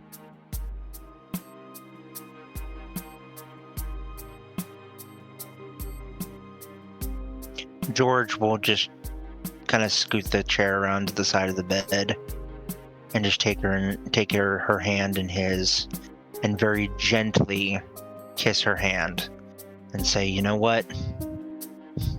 Mom was right. You always have been the smarter of the two of us. He kisses her on the forehead and he says, I'm just so glad you're doing better. And as for Evie, yeah, we're the first people who haven't lied to us. I know. And as for Evie, yeah? I don't know Evie like you do, so I don't know why she became so important to you so quickly. But I will accept her as family if that's what you want. But the thing is, George, protecting your family doesn't always mean fighting their battles for them. Sometimes it means letting them fight for themselves. I'm learning that. And as for Evie, why did you just said you don't know why I clung on to her, I guess is a way of putting it, the way that I did.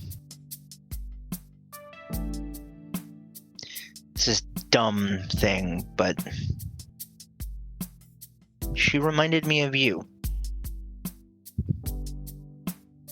She reminded me of you.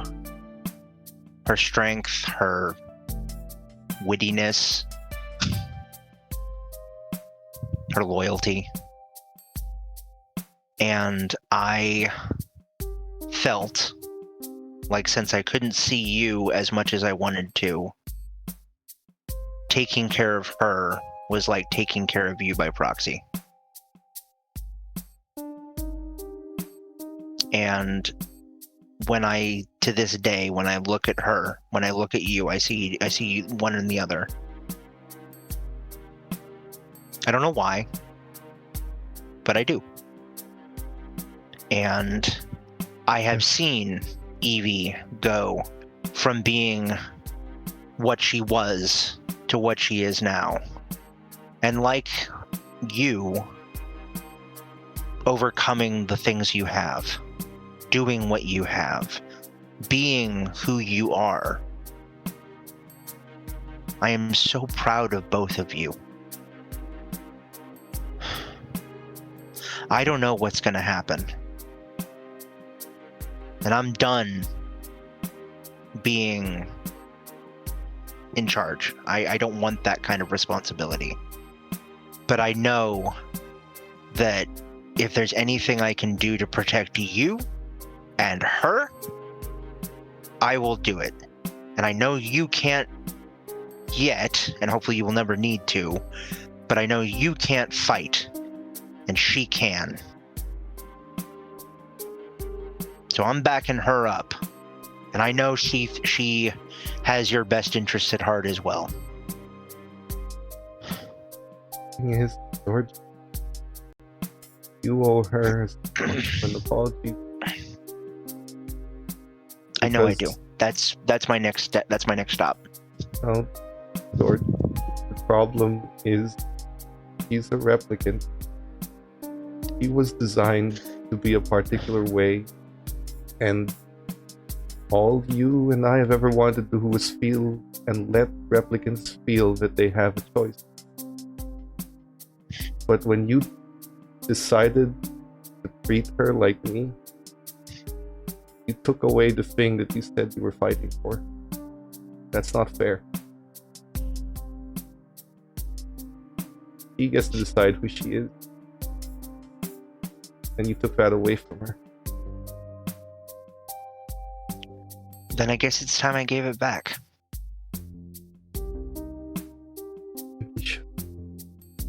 She gives you a hug, and for the first time in years, she is able to pull you with a strength that suggests she has some lower leg mobility.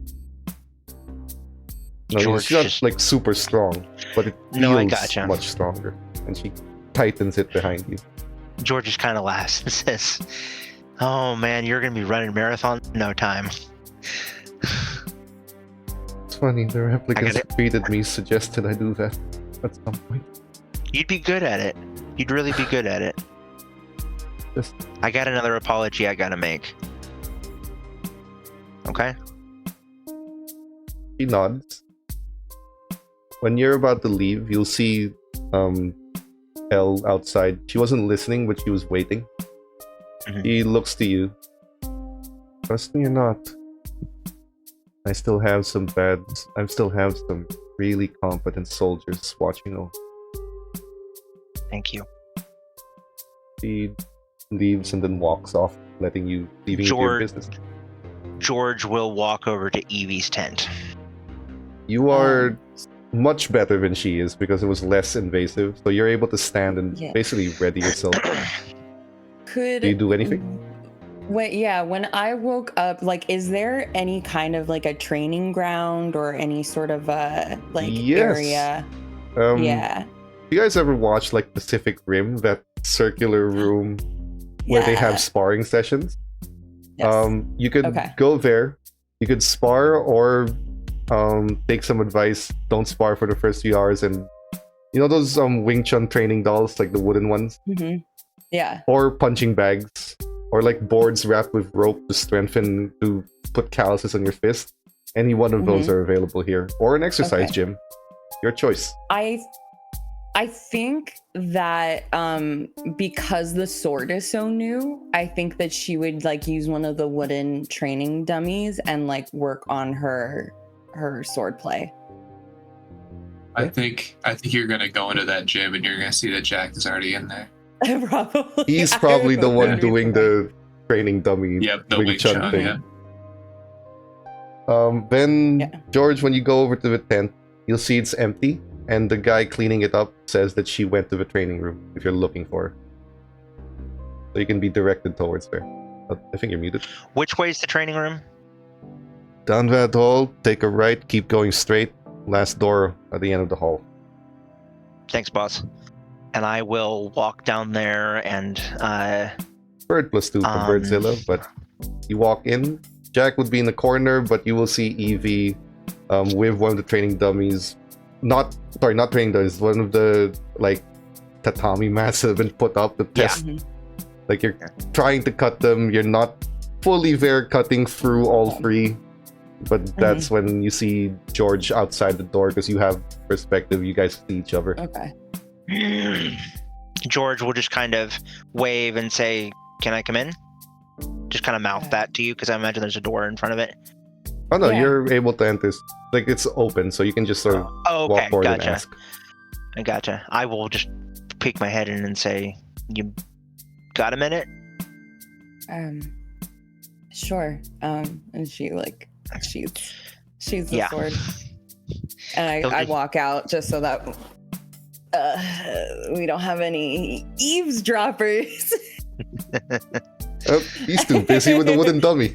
Who's dropping Eve? Pressed up against the wall afterward. You can go to the shower area or the locker. Yeah.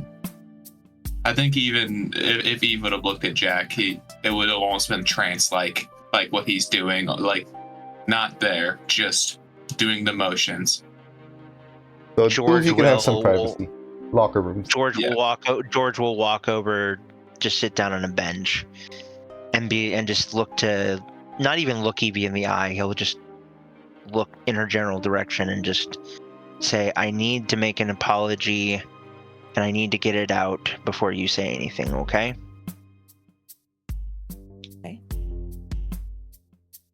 From day one,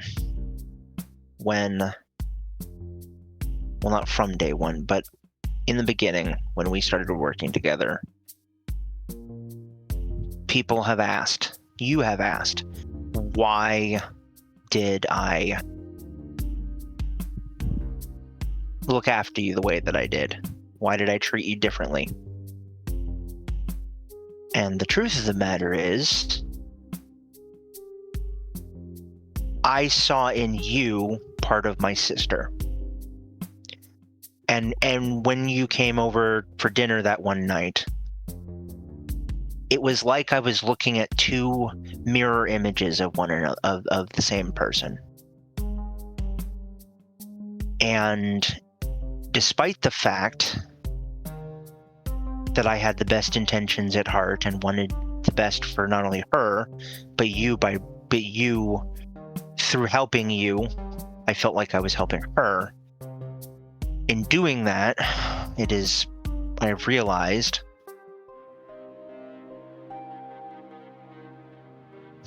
it looks extremely hard for George to say this, that I took away your ability to make your own decisions about who you wanted to be. And I'm sorry. I have been selfish. I have been reckless. Not gonna lie, this whole time I've been having one of the, basically a 4-alarm panic attack the entire time, and I'm just glad you and Iffy are better. By the way, she's recovering. They think that she might be able to run marathons in a couple of months. Yeah. That's amazing. So, yeah, I'm sorry for taking away your agency and for being the way I was. And I'll tell you what I told my sister. I'm done being in command. I don't want that responsibility. But you and my sister, your family, to me. And I will have both of your backs as long as I have life in me. And I don't care what Elle says. It is not some sick shit like what she said. I know that. I know. No, she was trying to get a rise out of you, and she did. And she did. Yeah. I'm a loyal dog. I'm a loyal dog, but I'm just a dog. I appreciate the apology, and I do forgive you. I was really mad at you for going vigilante and shooting after. Mostly not because I think that you didn't trust me to get out of there. I appreciated the help. It's just, after our last talk, I thought that I made it clear that I didn't want you to get caught in the crossfires of this, and then you put yourself and your sister in danger, and I was mad at you for being reckless. Because in all of this, literally all I wanted, I don't care what happens to me, to be quite frank, and maybe I should, but you two are real family, and I needed you two to make it out of this alive. As far as all of the stuff with how you treated me in the beginning, I mean, part of it is kind of my fault in a way. It's not, but it is. The stupid programming, I'm doxy stuff, I guess. I was made to, or I was trained to be what the person needed. You needed a sister, so I was that. That's why you saw Iffy in me. I was mirroring what you were giving me, and it just became this thing. But I'm glad that we're out of that now. And I do appreciate you trying to, get me to try new things and all of that. I do, because it did sort of wake me up in a way and find a way back to myself, whoever that is. Do you want me to keep calling you Evie, or do you want me to call you Evelyn? Wait, Or do you Evelyn. actually know about all of that? No, No. Freaking, are you asking out of character, or are you asking in No, character? I'm asking out of character, because I don't know if you...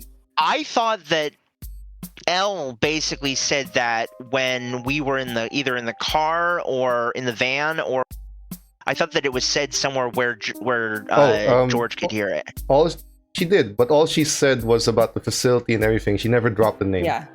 But she said about the background. Never mind. Scratch that. But speaking of which, after like apology and everything. No, I don't know. I don't know. Yeah, exactly. Yeah, I mean Evie is gonna say something, so go ahead. Yeah. Now that actually that's all out of the way, there is something that you should probably know. And I didn't tell you because I didn't want to put you and your sister in danger, but now you know. That's kind of out the window. So you know that facility that Elle was talking about? I think I remember it, yeah. So that was a facility that Wallace made and put replicant children into. Echo and I both were there. So I was born. Yeah. Echo replaced a kid who was named Echo Jones and got his memories and lived as a human. No memory of the facility. I got sent to Wallace. My memory was wiped and I woke up 2 months ago.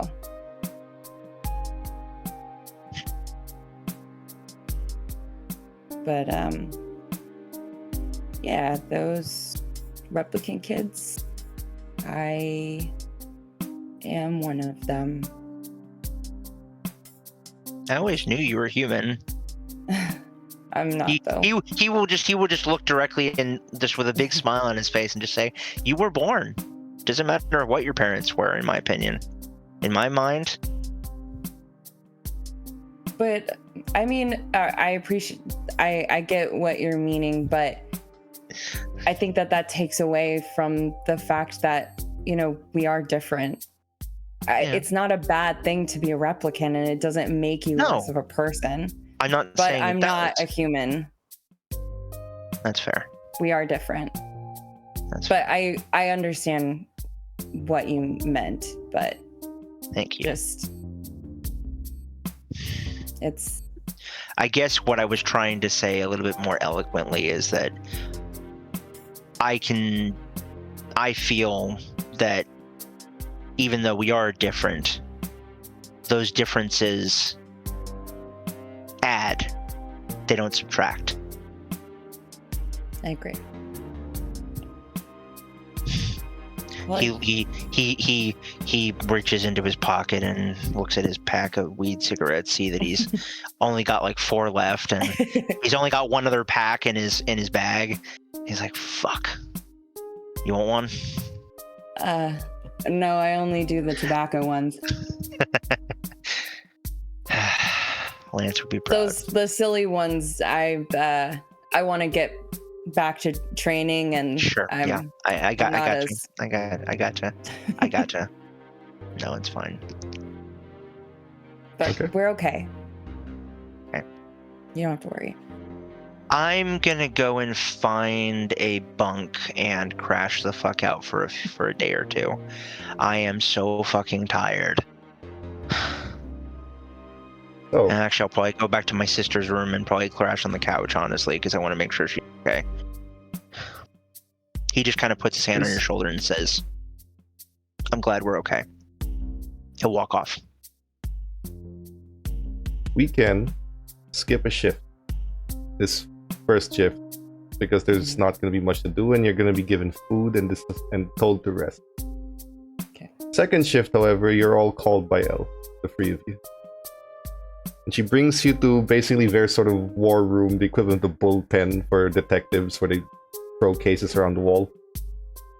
She stands there, and she says, now that we're all off on a better start, I should hope, I would like to reiterate the offer. There's nothing tying you to this world anymore. If you'd like to leave, I've got a ticket, and I've got a jet that isn't controlled by the Wallace Corporation. You can go to whatever off-world planet you like, with whatever identity you want to make for yourself. I'll even get you an ID. But if you'd like to stay and fight, well, it's about to get very loud, very soon. Gonna be too. Your call, Evie.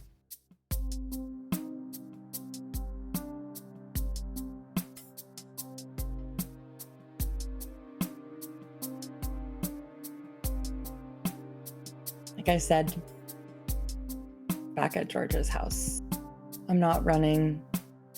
I'm not walking back to Wallace. I'm staying and I'm fighting. I'm very good at fighting. Great. But the thing is, the three of you, let's put it this way. I've got some really well-trained soldiers, but they're not infiltrated. They don't have experience going in. They have experience acting like soldiers. A platoon and the like. So they're better suited for defending one person in this facility, but shouldn't be involved in chaos we're about to start. So we can get past how we started. She looks to all of you, but directs her attention finally to Stone before continuing. Then I'll protect her. Keep her safe, and as long as you stay, at the very least, do not screw us over, then we're all on the same side. Like I said back at my house, my old house, I'm with Evie. All right. If she says we go, we go. Then I've got two things to show you. One is more sentimental, the other is practical. She gestures to a bunch of people, and they bring in a lot of your stuff bagged in LAPD evidence bags. Mostly not clothes or anything, but mostly sentimental items that she presents to you. Took them from my moles in the LAPD. Which, by the way, not for nothing, but in case you wanted to know, all those bodies you sent to your morgue had messages encoded for your replicant workers. Just FYI. Now, she looks at Evie. You'll be happy to know that Emma is going to be safe and part of the escape crew. She's one of yours? No. I offered her a way out. For your sake. She was never in our group. But I figured you wouldn't leave a friend behind, and you've made so few of them. Maybe it would give you extra incentive to fight. Looks like it wasn't needed, but here we are. And I've already made the offer. And if I don't do what you say... No, I'm not going to kill her. She's a replicant. She's one of mine. Nor am I going to kill your sister. Unless you decide to screw us over. I don't care if you run. I don't care if you back out. I just don't want anyone telling Wallace what's about to happen. Now I can trust that we're all on the same page. But insurance is insurance, and I'm a practical person. I don't want to hurt them, and I will not hurt them for no reason. So as long as you don't give me a reason, then I will protect them, and the rest of my people will protect them with their lives. We can agree on all that, and this doesn't have to get any worse than it is. And we can end this for all of us. George will look to Evie and just be like, "It's your call, boss."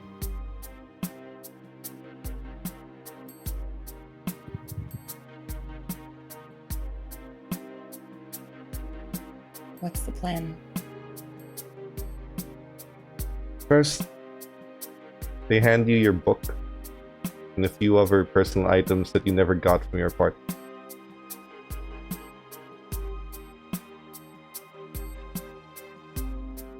And secondly, like I said, the three of you storming the place, one, the three of you have enough skill to get in. I'm not so sure you have enough firepower to get out. And like I said, as long as you're with me, I'm not going to leave you there to die. If we have to, for the sake of the job, we will. But I want to try and prevent that need. And I'm just being transparent with you. I've said the same thing to Jack. If you have to die for it, we will leave you. But if you stay with us, then I will try to make sure that doesn't have to happen. And in part of that, I've brought in an old friend. Someone who was very involved in this group before I even was born. You see an older man walking in. Braid hair, kind of split down the middle, really short. Brown leather jacket. And there are years on his face. Lots of years. But he has a blaster in hand that is reminiscent of an old school PKD. And he just looks at all of you. Really? We're storming walls. This is the group you get me? It's the group you get, Deckard. George will just his jaw is on the floor. He fucking idolized this motherfucker when he was in the academy. It's like, Deckard? This is the Blade Runner. And he looks to you. Yeah. Fancy seeing other Blade Runners here. Was Jack aware that this individual was in the Org A and was gonna be here B? You were aware that Deckard went to this group in its infancy to help hide his son, his born child from a replicant. Gotcha. You are not aware that she found him again because he was missing, but you are aware he was an ally and he supported, but you did not know Elle found him again. A replicant's grim, bloody fable. Back again. George this time on our side. George just his face is just like like deer in the headlights, like fanboy-ish, but not breathing, not saying a word. Let me guess. Between the two of you, you've only got less than 10 years of experience in the RDA. 5. 1 month. And they said the Nexus 9s were the most obedient. He walks up. Yeah. Technically, I'm not a Nexus 9. He looks to Elle. Oh, she's like your son. Or daughter. I'm not gonna say which one. Yeah, but you did say that I have one. So thanks. She's protected. Or he. They don't know where they are. Shut up. Nope. You look. So you're storming walls with. And you're gonna need some gear. Some things that are not RDU issue. Then he looks at Evie and the sword. Nice sword. Thanks. It was free. He looks at Elle. And you pay a whole lot of money. Shut up.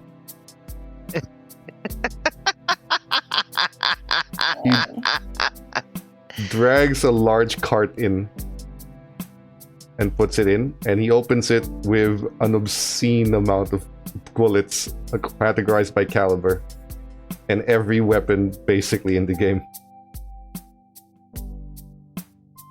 Is there anything bigger than the rifle I was using before that's in this current trunk? It's still a sniper, but it's still a sniper rifle, but there is a higher caliber, which means more hit damage, higher base damage rifle.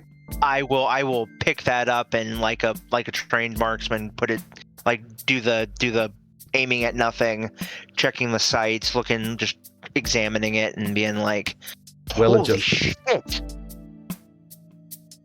Yeah, they don't make the weapons like they used to. No shit, sir. No sonic rounds here. Everything's ballistic and lethal. Just the way Walls deserves. So, if you're all ready, we'll be heading out first thing tomorrow morning. Middle of the morning, in fact. So I suggest you get your damn rest. And he looks to Elle. Last fucking time. Here's I fucking prince. I'll say, found you pretty easy. Don't push. And he just leaves to a tent. And Elle looks like the Grinch brought Christmas early. Yeah, no shit. Oh my god, that was Deckard. Holy fuck. Jack has just reached into the... Who's that? Who's that? Jack has just has reached into the box and has grabbed one of his styles, like his pistol. Yep. The RD, whatever. I can't remember what the exact name is. PKD. PKD blaster. PKD, yeah. Yeah. And he's just holding it in his hands and he's moving it around. He's just like, Jesus. You mean to tell me he used this thing to do all his work and he still carries it? Oh. No. He used to use this. He shows you the blaster. The rest of this, he picked up when he left. Man is a legend in the RDU. He was the Blade Runner. People in the academy with me were weaned on tales of his his case files. Like, there's more than one textbook that mentions him in length and his cases. Well, he is one of the best, if not the best. Well, watch who you say that to, because to others he's a boogeyman. They still think he's out there. That's fair. Well, the people in this organization, most of them are old enough to know the reason this organization exists is because of that man. Yeah. He gave us a fighting chance. And despite what he was saying earlier, I do actually have his permission to tell you that the reason he did that is because she looks to Evie. You and the people in that facility were not the first replicant children. His was. Wallace threatened to take that away from him. So you can bet, if nothing else, you can trust his hatred for them.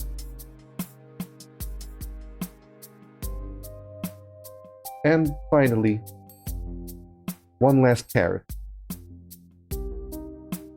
For you particularly. He looks at Evie. And she gestures to behind you, where you see Lilith Tyrell walking in. She's badly hurt, but she's moving in. When she was trying to escape, World Wallace caught wind of her and decided to put her in their special interrogation chambers off-site. We found her, but alongside her we found something else too. Your real memory.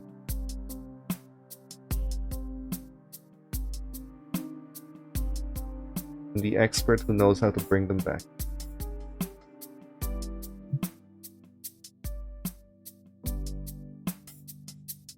So no, I'm not going to hold Emma hostage for what you do. Instead, I'm going to hold your life. Fight with us to the end, and you get to remember exactly who you are. Exactly everything that was taken from you. Sound good? She offers a handshake. Sounds good. She gives her a firm handshake. Great. Have a good evening for the rest of you. Get to sleep. Tomorrow, all hell breaks. You leave. What essentially is going to happen here is your third shift needs to be the downtime, because your fourth shift is when things start. So in this downtime, you are free to roam around, do what you like. Would any of you like to speak to anyone? Is there anything in the box that could help a martial artist? Yes. There is a specialized body armor that will not grant you any disadvantages. However, it does not reduce damage by a roll. Basically, it only reduces damage by 1 flat. Ooh. But it will not grant you any disadvantages. So any ballistic damage gets reduced. Essentially, you don't get you don't bleed out. You get bruised ribs. No. How many suits of that stuff does he have? A lot, if that's what you want. I will gladly take that. I will gladly take that. Yeah. Then yeah, you'll each be, by default, reduce all incoming ballistics damage by 1. Sweet. But there will be no disadvantage for And putting no it on. mobility, no stealth. Nice. Nice. There will also Okay. be a duffel bag prepared inside Wallace with heavy riot gear when things go down. In case you want to change. If you get the chance, you'll be directed to that room to basically play dress up for a bit. Gotcha. George will probably take his new fancy rifle and a couple dozen boxes of rounds and start getting used to using this thing as best as he can on the rifle range. Recoil's a bitch. Like the first shot you make care. It's a misses a cannon. bit. The first shot you make misses a bit because you didn't anticipate the recoil, but once you're ready for it, it feels smooth. And oddly powerful. This would be the equivalent of a 50 caliber. It's like a Barrett, basically. So, yep. So it has a higher base damage, which I'll put in your sheet afterwards. It has a higher base damage and a higher crit die, which means it's probably going to kill someone very easily. And it's armor piercing. Nice. So it ignores 2 points of armor reduction. So if they reduce it by 3, they only reduce it by 1. Yeah. Would the rest of you like to talk to anyone while you have the chance? I have a question because I just realized that I have some promotion points. Could I have You may still use them. The second shift that we had today, getting a final specialization? Yes. A final specialty? Which one? I am going to take Killer. Oh boy. So essentially when you roll a crit die, now's the time. You roll it twice and you take the preference. Yep. So you're gonna want to deal some crit damage, so things that are in the A range. On the other hand, choosing to fight for this group after everything was laid out and after being provided your freedom, and this this will include Jack for balance sake. I'm giving each of you 5 humanity for fighting for this. Woot! So that gets spent on anything, that's your choice. I am gonna bring my firearms from a B to an A. Oh, before you spend that, because this is our penultimate session anyway, and you have a day essentially to train, before you spend your humanity, all of you can choose a stat that is going to be involved in what's to come, and just up it by 1 rank. Whichever one you prefer, for free. So the stats that are going to be used are more... the things that you can train anyway, are the physical stats. So anything under strength or agility, pick 1, drag it by a rank.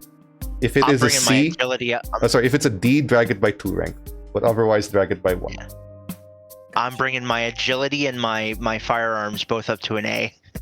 So 1 spent, 1 used. Okay, go ahead. Yeah. Yep. Evie? This is your training montage of you three focusing on what it is that you're trying to do, what you're trying to be, what role you're gonna take. Okay. I'm then. One for free. I'm gonna bring up my firearms.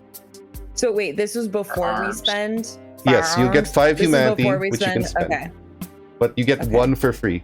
If something is at a D, you can bring it up by 2. Otherwise, you bring it up by 1. Okay. That goes for Jack as well. So my firearms was at a D, so I'm going to bring it up to a B. Yep.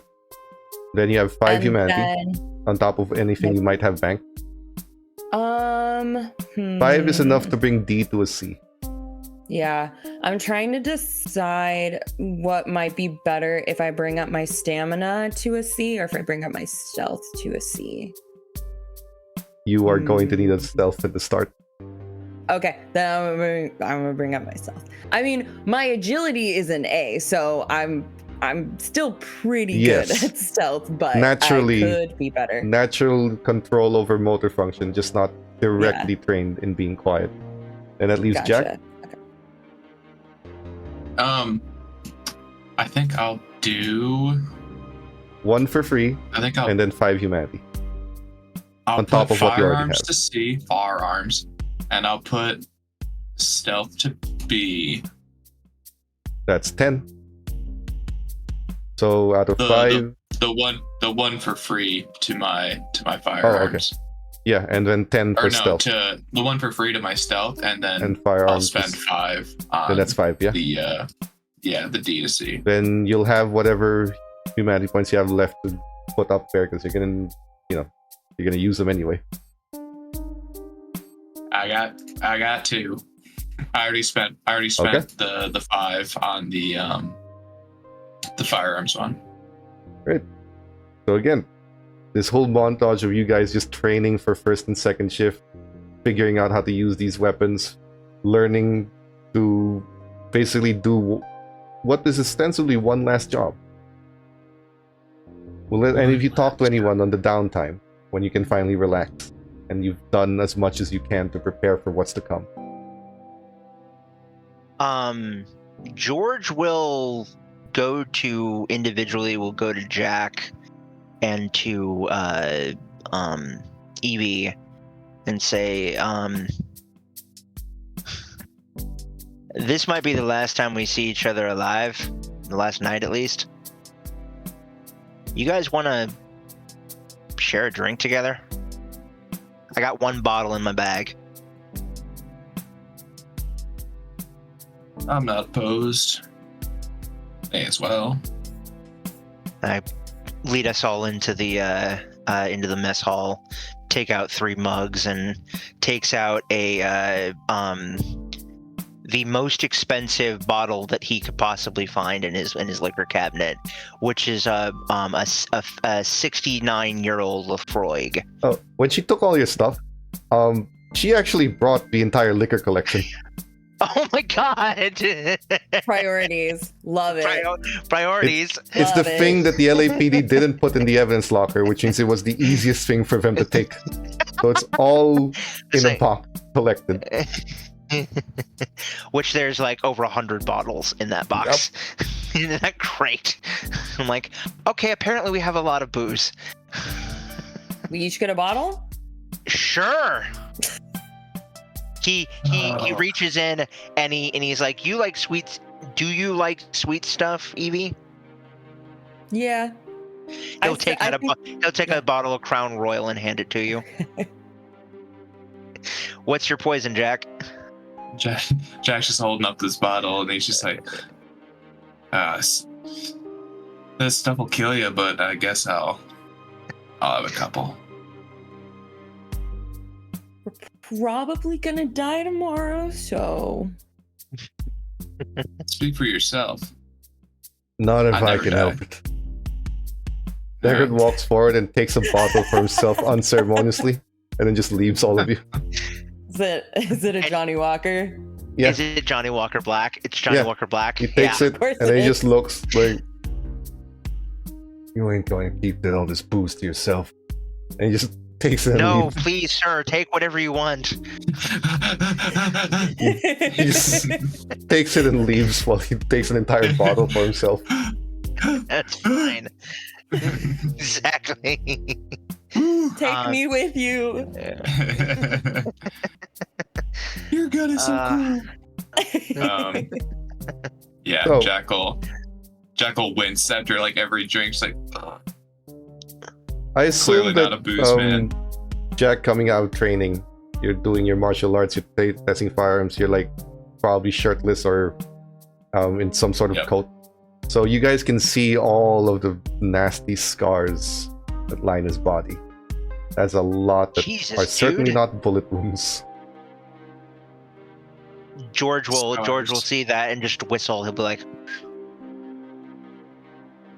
I don't know where you've been, but damn am I glad that you're on our side. I told you where I've been. In a fucking pit. Did you tell George that, or did you tell Evie Oh yeah, that? he's Yeah, it was That was in the everyone. living room meeting. Oh, Yeah. was it? Yeah. Okay, gotcha. I forgot. Over a handful of scars, there's also gonna be, some of them are nasty and you'll still be able to see them through, but there's gonna be like simple tattoos. I think one in particular is gonna be like a colored picture of a koi fish on his clavicle next to a nasty cigarette burn. But yeah, after his training, drenched in sweat, he's gonna definitely light up a cigarette and sit there right next to the Wing Chun dummy. Yeah. But that would have been before. Right now, he's drinking. And after we've had some time to kind of have some camaraderie, George will kind of look to Evie and just nod, smile, and then he'll take a bottle and 2 cups, and he will one for himself and one empty one, and he will walk back to his sister's tent, and he will bring what I like to imagine is probably the most like thing that she would enjoy the most, because she loves bubblegum. The character loves bubblegum, so he brings a bottle of Hypnotic. Yep. And he goes in and he sits down with his sister and he says, "Sis, you have never joined me in a drink. You're doing better. Do you want to have a drink?" That's because I've never had a drink. He has 2 cups and a bottle of blue stuff. Why does this look radioactive? It's meant to, sis. Thinking I just looked up Hypnotic and I'm thinking the exact same thing. It tastes like bubblegum. I don't. I gotta look this stuff I up. took too much. Oh, he kind of lightly pats her on the Yeah. back. She does not know how to drink. So it's like No, you no, take she doesn't. alcohol and then you just down it all like it's juice, and Oh no! she just starts coughing. You gotta sip it. You gotta sip it. This stuff looks fucked up. For Yeah, those in Twitch chat, you gotta look it up. it this looks stuff does not. wrong. It's bubblegum. It's bubblegum liqueur. It looks radioactive, is what it does. It really does. It really yeah, does. it looks dangerous. It was really big around here in Washington like about a decade ago. I knew a bunch of people who used to drink it like regularly. Hypnotic and Hennessy. He just coughs and like says, "Good luck tomorrow." Thanks. He just gives her a big hug and kisses her on the cheek and says, "If you don't mind, I'm gonna crash out for a few hours here on the couch." Please, no. She looks. Then she stands up without crutches. Bit slow on the controls, but please. She gives you the bed. It's one night and you need all the rest in. He just, as she's standing, he just gives her as tight of a hug as he thinks he can. And he just nuzzles into her thing and just kind of cries for a moment and says, "I am so proud to be your brother. And I am so proud of you." Despite puts her everything, down. still very proud of you. And it's Thanks. never too late to be better.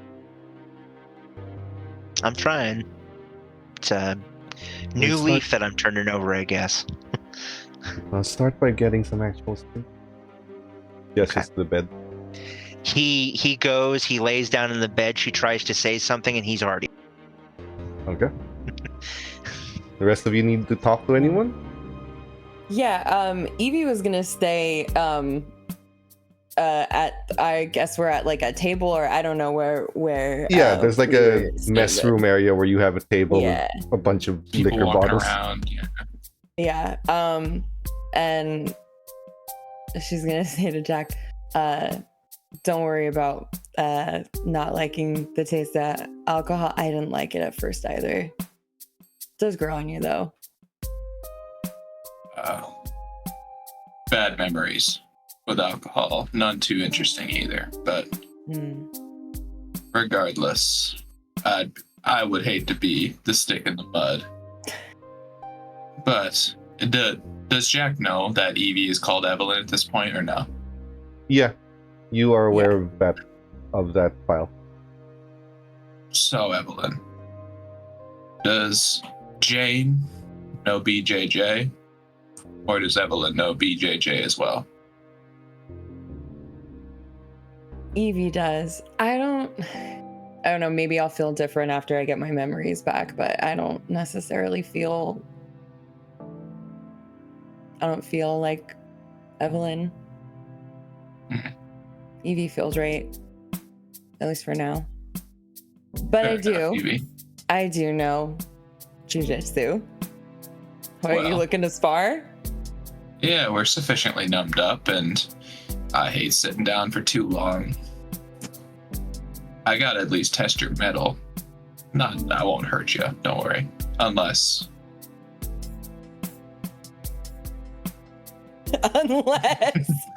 unless you want to get hurt. Unless you're looking for a tough spar.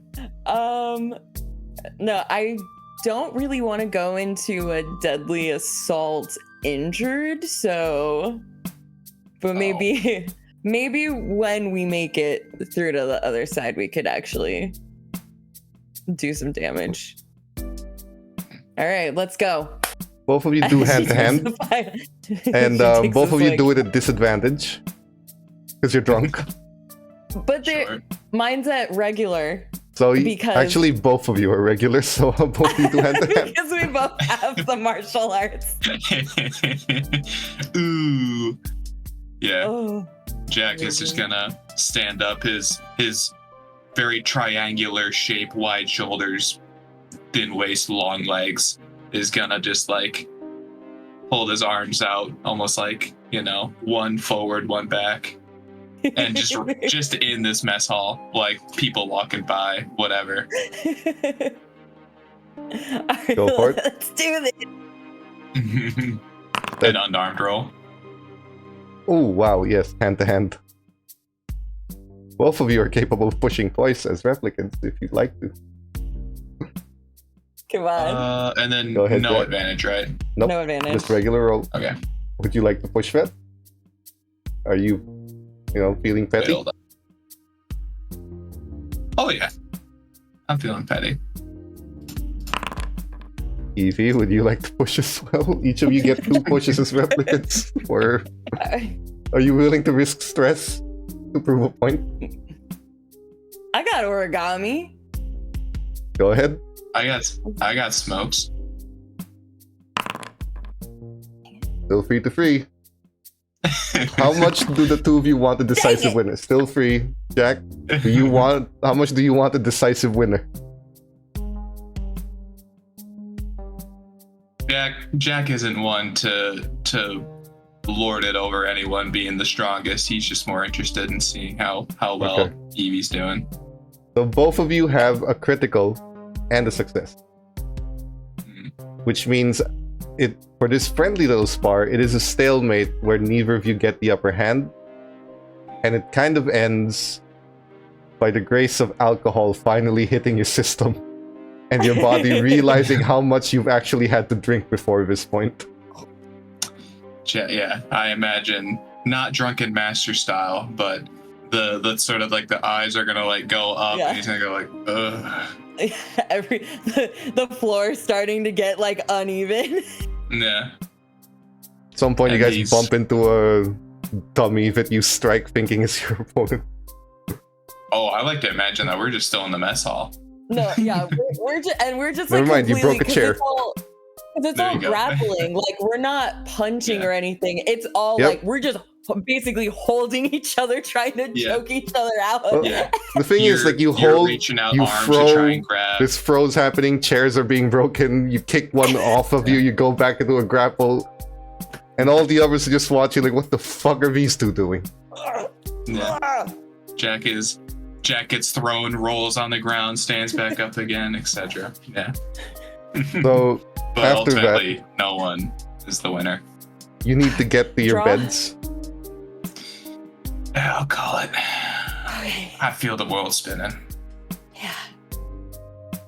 2 people who've never drank before have been given an entire bottle from a liquor collection. You guys head back. You can sleep. Like I said, it's the 3rd shift. Your 4th shift now belongs to the mission. When you awaken, the sun hasn't risen yet. It is dark. Los Angeles is still filled with those neon lights when you look at the skyline outside. When you are called, you shower, you prepare. You see the soldiers stationed outside of Iffy's room and tent, as well as outside the perimeter. There's Emma and all the other replicants that they plan moving is in this sort of makeshift refugee camp that they have, surrounded by whoever is capable of holding a gun and protecting them. There are also escape vehicles prepared should they be caught. There are about 20 different large transporters and a few trucks designed to haul them out of here if they need to. But she does good on her word, saying that most of her force is here to protect these people and, by extension, your friends and family. When you guys line up outside to the carrier spinner you're going to be taking, Deckard looks to all of you, says, "Alright, wake up, rookies. Time to get to work. Get in, I'm driving." L is with you guys as well. I like to imagine that George just puts his rifle over his shoulder and says, "Let's go kill it. Let's go earn some freedom." Woohoo! He's unusually giddy at this prospect. He looks at Evie. Says, "Your partner always that excited?" No, I think you just bring it out in him. Goddamn rookies. He just goes inside the car. Elle is joining you, and she does have a rifle, but unlike the rest of you, she's wearing full-on tactical gear, head-to-toe body armor. And she reiterates the plan when you guys start flying. This transport vehicle has the identification numbers and scanners that will pass through Wallace's internal scan. We'll be getting to their loading bay. From the loading bay, myself and Mr. Deckard will be taking care of the soldiers there through silent method. Once we're done, the three of you get through, and you'll be taking Mr. Deckard with you up through the employee elevator. It should take Wallace only 5 minutes to realize that their employees have been hit, but that's 5 minutes is enough for you to use the employee elevator to get up to the top floor. From there, you're going to have to actively fight the security protecting Mr. Wallace. Or you're going to have to work together to stay alive on this one. One mistake, you could die. But, as a gift for you, on the top floor, the women's bathroom, above a ceiling tile, from the middle stall, there are 2 duffel bags filled with heavy armor right here. Don't expect to have much mobility in them, but they'll certainly stop a bullet. And then some. While you're all up there, I will be downstairs holding off Wallace's reinforcements for as long as I can, buying you as much time as you need to get the job done. When she says this, you are all inherently aware that she is way more at risk of dying than the rest of you. She's going to be sniping at people alone from the ground floor. So, never let it be said that I didn't put my money where my mouth is. You're risking your lives, so am I. This is important to me. If it's important to you, we're all on the same page. I'll buy you as much time as I can. And she looks at Jack, and it doesn't matter what happens to me. The job is all that matters. Those people's lives, that's all that matters. You do what you have to live, and you leave me to do what I need to do. You ain't dying now. Don't talk like that. You'll make it out. You gotta. Good. Once you do what you have to do, there's shape charges placed in various Wallace offices. We try to target as minimal casualty as possible. They're not enough to level the building, but they're enough to trigger some alarms and cause some panic. That panic is going to be our way out, but it's also going to be our detriment. There are various spinners. He gives you keys. These keys will lead you to them. Everyone takes one and splits up. There's a rendezvous point that I've given to all of you. Find your way there, but don't take the same route as everyone else. Take the spinners. The scans have been removed. They're planted there for our escape. Do what you have to evade them. And you will have to evade them. The alarms will distract the Wallace guards, but they will call the LAPD. Find a way to shake them loose, and don't bring them to the rendezvous point till you're certain they are gone. Everyone Escape will be hot. Is there any chipsets in those spinners? No, they've all been cleaned. But they all have an adaptability module, which means that they are as maneuverable and as easy to function as anything you have ever driven before. They should help you. Are they armed? Are they armed? Autocannons, front and back. Gotcha. You've seen me drive, Al. Thank you for looking out for me. Of course. Don't want you surviving the biggest assault of your life only to die because you didn't know what first gear was. Yeah. Yeah, I don't foresee myself wrapped around a telephone pole. Alright. We're doing this. Any last word? Until we get out of there? To freedom. For 2000. For 2000. The spinner arrives, seeing the Wallace Corporation office, and true to her word, the scanner's passed.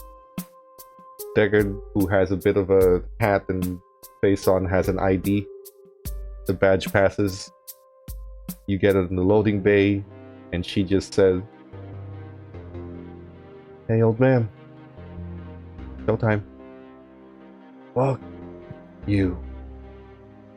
And they get out, and the gunfire just starts. And we will pause our story there and hold that off for a finale. For everyone who is watching, thank you so much for joining us. Our finale is not next week. We will be taking a break next week. We will be doing it on, if I have my calendar right and time zones proper, the 1st of June? No. Yes, the 1st of June. 1st of June. We'll be having our finale then. And for those of you watching, again, directly after that, because I'm not known to be someone who knows how to take a break, we will be starting our Vampire the Masquerade Chronicle. Where, if you like how much I torture players here, imagine what I'm going to do to them in a game designed to torture you. So, I hope to see you all next 2 weeks from now. I hope you guys will still tune in for our Vampire the Masquerade, but until then, let us introduce once again our players and where people can find you if you'd like to be found. Or if you'd prefer to live in a cave somewhere away from civilization, that's fine too. George Lee. Hey, I'm George Lee, and you can find me at George Lee with 2 Y's on Twitch, YouTube, and Instagram. You can also find me here on Tuesdays for Neon Lords of the Toxic Wasteland with Nolan. It's really, really fun and silly and literally the opposite of Blade Runner. We get into all sorts of silly things where we are continuously seeking a sentient rat with a megaphone named Ratguard. And then after that, you will also see me in Vampire the Masquerade here. So I will be joining Nigel in that, and I'm really excited. I'm cooking so much for my character in that. Shockman, where can everyone find you? Hey guys. Where are you up to? Yep. Michael Shockman here. Oh my god, Nigel. Holy shit, dude. Like, you had me going through a horrible panic attack through all of the last, like, the second half of the last session and the first half of this session. But oh my god, do you know how to make a payoff for all of that stuff. I feel so much better and am so hyped for next week, for our wrap up. Like, holy shit. But yeah, guys, you can find me here in 2 weeks. I unfortunately will not be taking part in the Vampire the Masquerade due to scheduling conflicts. But maybe I'll be able to join another game at some point. I'll have to wait and see. Other than that, you can find me at my own Twitch channel over at DM Shockman. We're right now on Tuesdays, Wednesdays, and Thursdays. We are playing, we're finishing up what is currently released for the Jedi Knight playthrough of Legacy of the Sith and the current expansion on SWTOR. And then on Mondays and Fridays, I have decided that I'm going to start doing, or I'm going to continue doing my Bounty Hunter Let's Play from the same game. So that's really cool. You can also find me over on YouTube at both at www.youtube.com/@Michael Shockman and /at the DM Shockman Institute, respectively. Yeah. I don't really do Twitter anymore, so I'm not going to plug that. Thanks, guys. Captain, do you want to be found? Oh, I'm in a cave, but my name is Captain, once again, or Riley, if you're real formal. I recommended an album last time, Imaginal Disc by Magdalena Bay. You better have listened to it. I recommended it. It would only be nice to have listened to it. I'm joking, but I'm going to be in that Vampire the Masquerade. Oh yeah, I mean, I might as well plug something. I might as well, I'll plug the Vampire the Masquerade. It's going to be happening. I'm also going to be in that.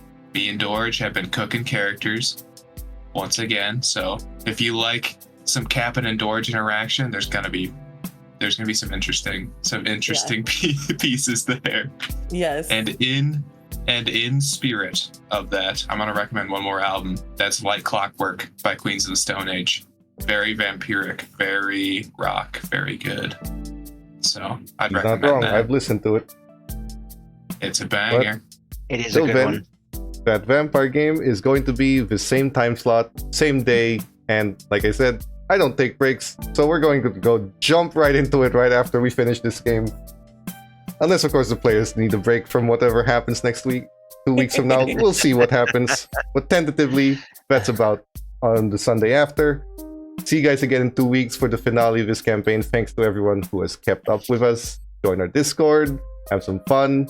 Casting calls there. I'm becoming a regular GM there, so after every game, I'm probably going to run something else on the same time slot. I also am about to run a Call of Cthulhu game on Thursdays, same time, starting in July, which will run for about 3 to 5 sessions for anyone who'd like to experience some unnatural, creepy horror and, you know, leave the emotional stuff at home and just be afraid for your life and not sleep well at night. So if anyone wants to join, feel free to jump into Discord. There will be a casting call at some point coming up. Until then, see you guys again. Thank you for watching. Bye. And have a happy Memorial Day. Next week. Yes.